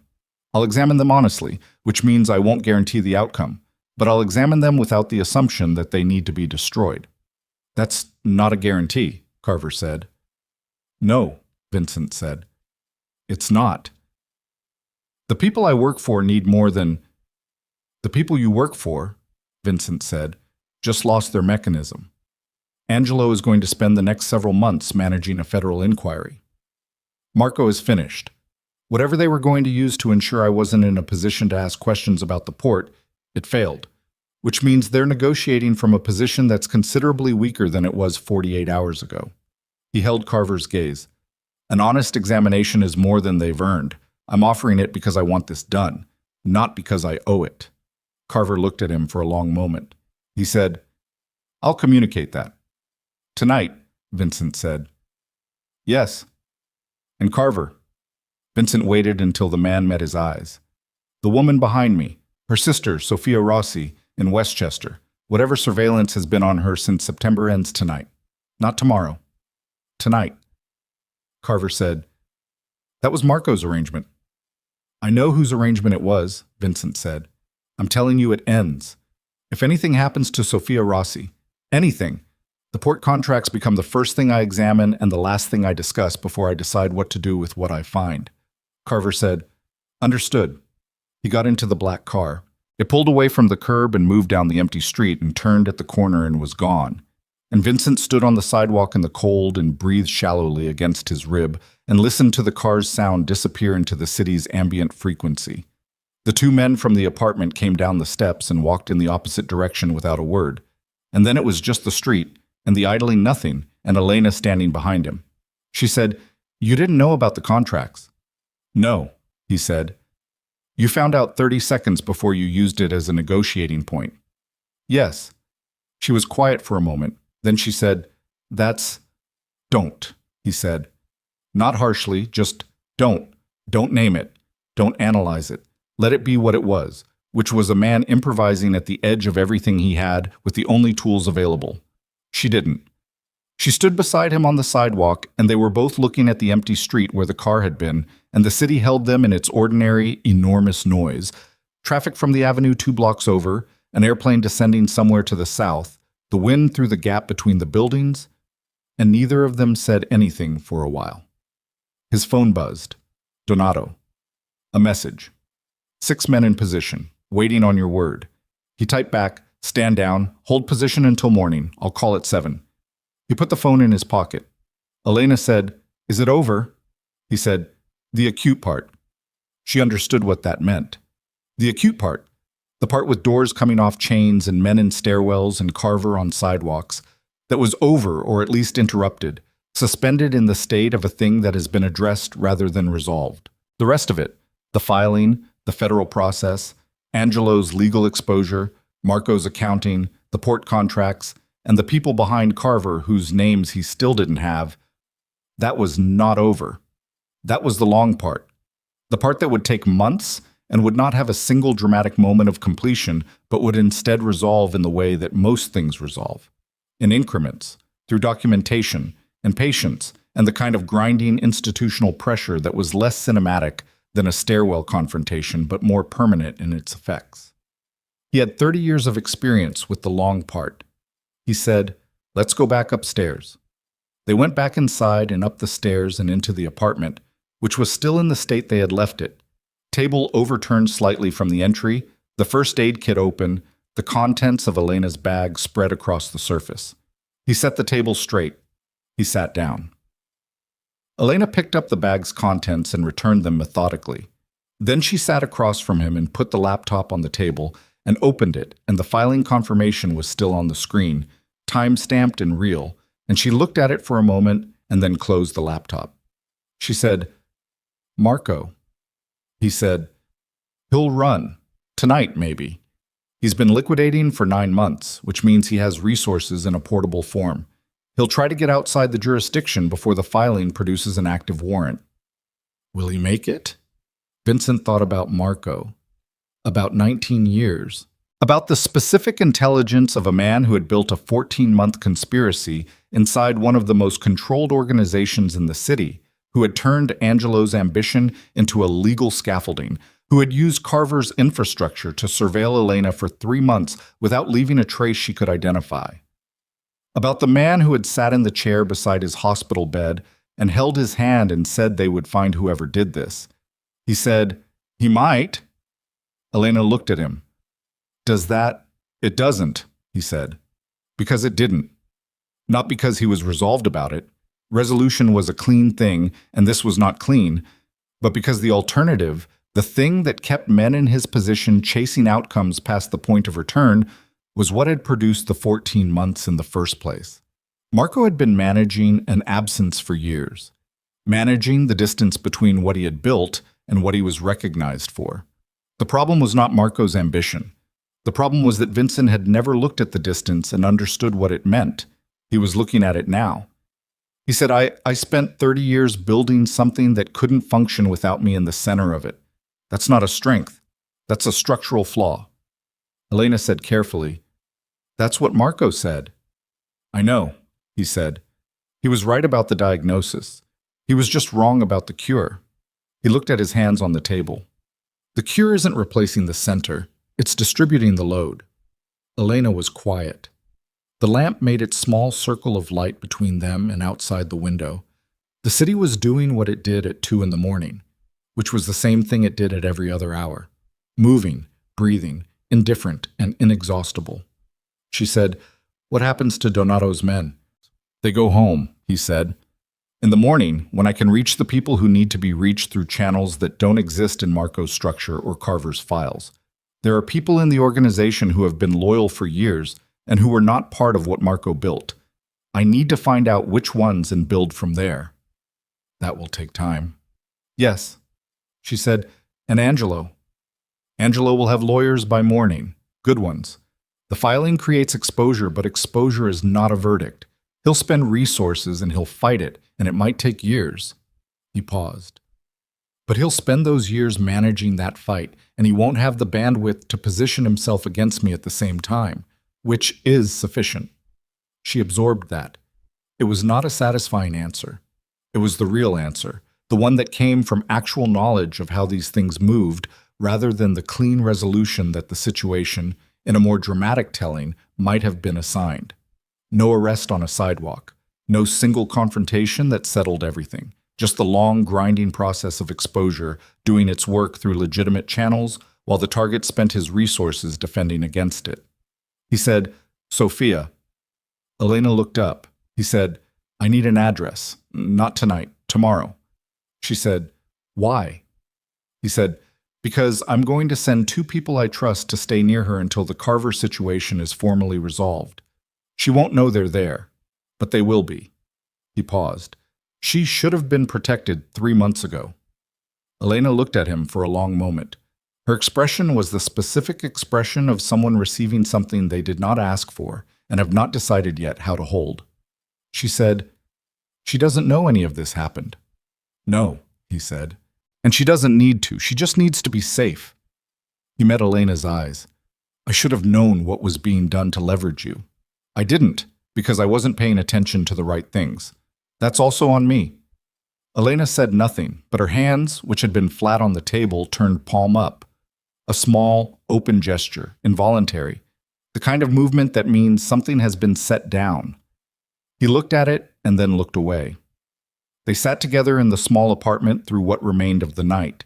He did not sleep, and she did not try to, and the conversation moved in and out of the immediate and the logistical. The calls he would make at 7, the communication protocol with Donato, the process for the filing's next stage, and sometimes it went quiet for long stretches, and that was all right. Around 4:30, he said, "In September, when you found the accounts, what made you keep the copies?" She thought about it. She said, "I didn't know yet if you were part of it." He looked at her. She met his eyes and didn't look away. She said, "You could have been. I had no way of knowing. The transfers were authorized through your system. Maybe you knew. Maybe Marco was executing something you'd sanctioned and I had found a piece of it I wasn't supposed to see." She paused. "I kept the copies because if you were part of it, I needed them. And if you weren't," she stopped. "If you weren't, then someone needed to have them." He said, "But you stayed." She said, "Yes." He said, "Even not knowing." She looked at the lamp circle of light on the table. She said, "I've been your assistant for 3 years. I've been in every room you've been in. I've seen how you talk to people who have no leverage over you, which is when you can tell the most about someone." She paused. "You're not gentle. You're not easy to know, but you're fair, even when fairness costs you something." She looked up. "I decided that was worth the uncertainty." He sat with that. The word fair was not a word he had ever applied to himself. He would have said strategic or controlled, or in his worst moments about himself, ruthless. Fair was not in the catalog of how he understood his own nature, but it had been sufficient for a woman he had paid to keep his schedule and who had ended up keeping considerably more than that, to stay in a situation of genuine personal risk for 3 months on the slim evidence of it. He said, "You were right about whether I was part of it." She said, "I know." "How did you know, ultimately?" She said, "It because when I walked into the hospital room and you were awake, the first thing I felt was relief, not strategy, not calculation about what it meant for my position or my sister's safety." She said it simply, without decoration. "Just relief, and I've learned to trust what I feel before I have time to think about it." He looked at her, and she looked back, and the lamp ran its quiet light between them, and the city outside the window was moving from its deep night toward its early morning. The particular shift, not visible but felt, of a city changing phases. He said, "I want to talk about what comes after." She said, "After what?" He said, "After this. After the filing processes, after the port contract situation is assessed, after Sophia is safe, and Marco is wherever Marco ends up, and Angelo is managing his lawyers." He looked at his hands on the table. "After." She waited. He said, "I've been alone in this for 30 years. Not because I had to be, because I chose to be, because I believed it was strategically correct, because proximity was a liability and connection was an exposure I couldn't afford." He stopped. The words were not coming easily, not because he didn't know what he wanted to say, but because 30 years of controlled distance had made the machinery of saying it rusty in a specific way, the specific atrophy of a function you have not used. "I was wrong about that," Elena said very quietly. "Vincent." He said, "I'm not." He stopped again. "I don't know how to do this. I want you to understand that. I'm telling you I was wrong about something I've believed for 30 years, and I'm telling you because of what you did in the hospital room and in this apartment and on the sidewalk an hour ago, and I don't have clean language for it because I've spent my whole life making sure I never needed clean language for it." She said, "I know." He looked up at her. She said, "You don't need clean language. You just said the thing. That's enough." The lamp ran between them. Outside the window, the sky above the Queen's rooftops had begun, almost imperceptibly, to move from black toward the deep gray that came before the blue that came before the light. The city was still in its last quiet hour, that specific hour when the night shift was finished and the day shift had not yet started, and the 8 million people inside it were in the brief collective suspension of the city's last sleep. He looked at her face in the lamp's light. The exhaustion was there. 3 days of it, sustained and real, the particular texture of someone who has been carrying too much for too long in conditions that did not allow for rest. But underneath it, the thing he had been watching since the hospital room, the consistency, the unperformed reality of her presence, was still there. The same in this small apartment in Queens at 4:30 in the morning as it had been in his office for 3 years, as it had been on the chair by his hospital bed, as it had been on the sidewalk with Carver's car at the curb. The same. Not because she was performing consistency, but because she was simply consistent. The same person in every room, under every condition. He had been looking for that in people for 30 years. He had been testing for it, manufacturing situations designed to reveal whether it was present, because he understood that it was the single quality that could not be sustained artificially over time and distance. You could fake loyalty, you could fake devotion, you could fake grief and care and professional dedication, but you could not fake being the same person in every room. He said, "My regret is that it took this." She said, "This specifically." He said, "All of it. The hospital. The test I put everyone through without choosing to. The thing I was performing without knowing I was performing it." She said, "You were protecting yourself the only way you knew how." He said, "It's a poor way." She said, "Yes, but it's the one that kept you alive long enough to be in this room." He looked at her. She said, "I'm not defending it. I'm just saying it wasn't nothing." He thought about that. Thought about 30 years of rooms and 30 years of the specific, grinding work of survival in conditions that did not reward vulnerability, that punished openness, that made the careful management of distance a necessary skill rather than a choice. He had not built his nature in a vacuum. He had built it in response to what the world had repeatedly shown him it would do with softness. But the world that had taught him that was also the world that had produced Marco, had produced Angelo, had produced Carver and the people behind him, and the port contracts and all the architecture of what had been built in the space created by his distance. The protection had costs he had not been counting. He said, "What do you need? Right now? Not later. Tonight." She looked at him. She seemed surprised by the question, the directness of it, the shift from the abstract to the immediate. She said, "Sleep. Actual sleep." She paused. And to call Sophia in the morning, hear her voice. He said, "Both of those things happen." She said, "And you?" He said, "I need to call Donato at 7 and start the process of finding out who in the organization I can still trust and beginning to build from that." He paused. "That's what I need to do. What I need—" He stopped. She waited. He said, "To not do any of it alone."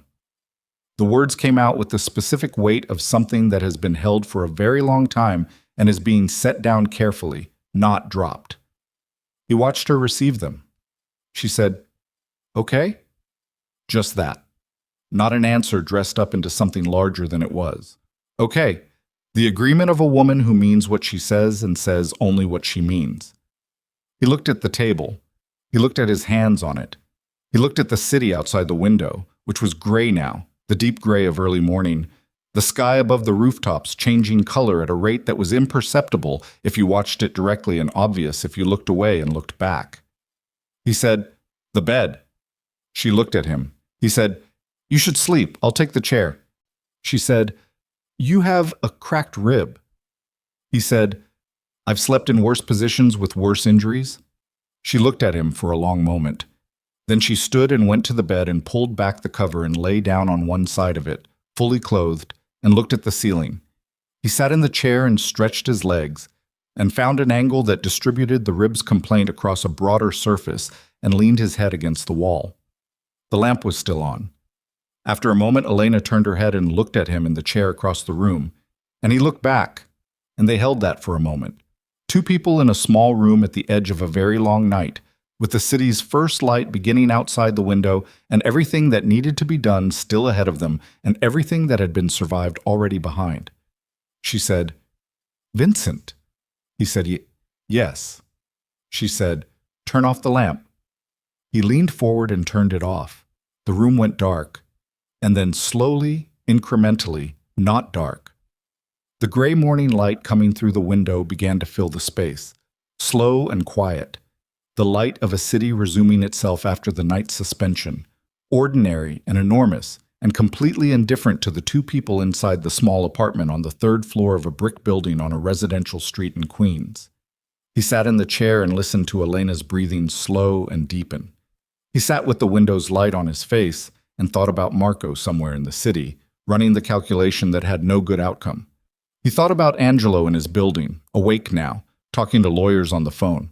He thought about Carver's people standing down from a surveillance that had been running for 3 months, and Sophia in Westchester waking up in 2 hours and going to her gym without knowing that the threat that had been beside her for 3 months was, as of tonight, gone. He thought about Donato and the 6 men holding position in the cold, and what it meant that they were there, that the organization he had built, stripped down to its irreducible core, still had people in it who answered a call at midnight without asking for a guarantee. He thought about a long time of believing that trust was a calculation, and a longer time of being right about that, and the specific irreversible moment in an elevator when he had understood that the calculation had a variable he hadn't been including. The light in the window was blue now. Real morning. The city outside it was beginning its first sounds. Traffic on the avenue, a door somewhere below, the distant percussion of a city resuming its ordinary life. He breathed shallowly against the rib's persistent complaint and felt the exhaustion of 4 days settling into him fully, now that there was nothing immediate left to hold it off. And he sat in the chair with the morning light on his face, and for the first time in longer than he could precisely date, he did not calculate what came next. He let what had happened be finished and what was coming be unstarted, and he sat in the space between them, and it was not comfortable, and it was not clean, and it was not the end of anything in the way that stories required endings. It was simply the morning after the night that had settled what needed to be settled, and everything that remained would take time and would not be simple and would ask things of him he had spent 30 years refusing to give. He was going to give them. Not because it was safe, not because the calculation had finally resolved in its favor, because the woman breathing quietly across the room had stepped between him and a coat pocket without a second of thought, and had built a safe house in October for one, and taken him to it without hesitation, and had said okay to the things that required okay, rather than dressing them in more language than they needed. And because he was tired, in the deepest way, not from the injury, not from the 4 days, but from the 30 years, of building rooms he stood alone in the center of. The city ran its morning light through the window, and Vincent Moretti sat in a chair in Queens with a cracked rib and let it fall across his face, and did not move, and did not calculate, and did not perform anything for anyone. He simply waited for the day to begin.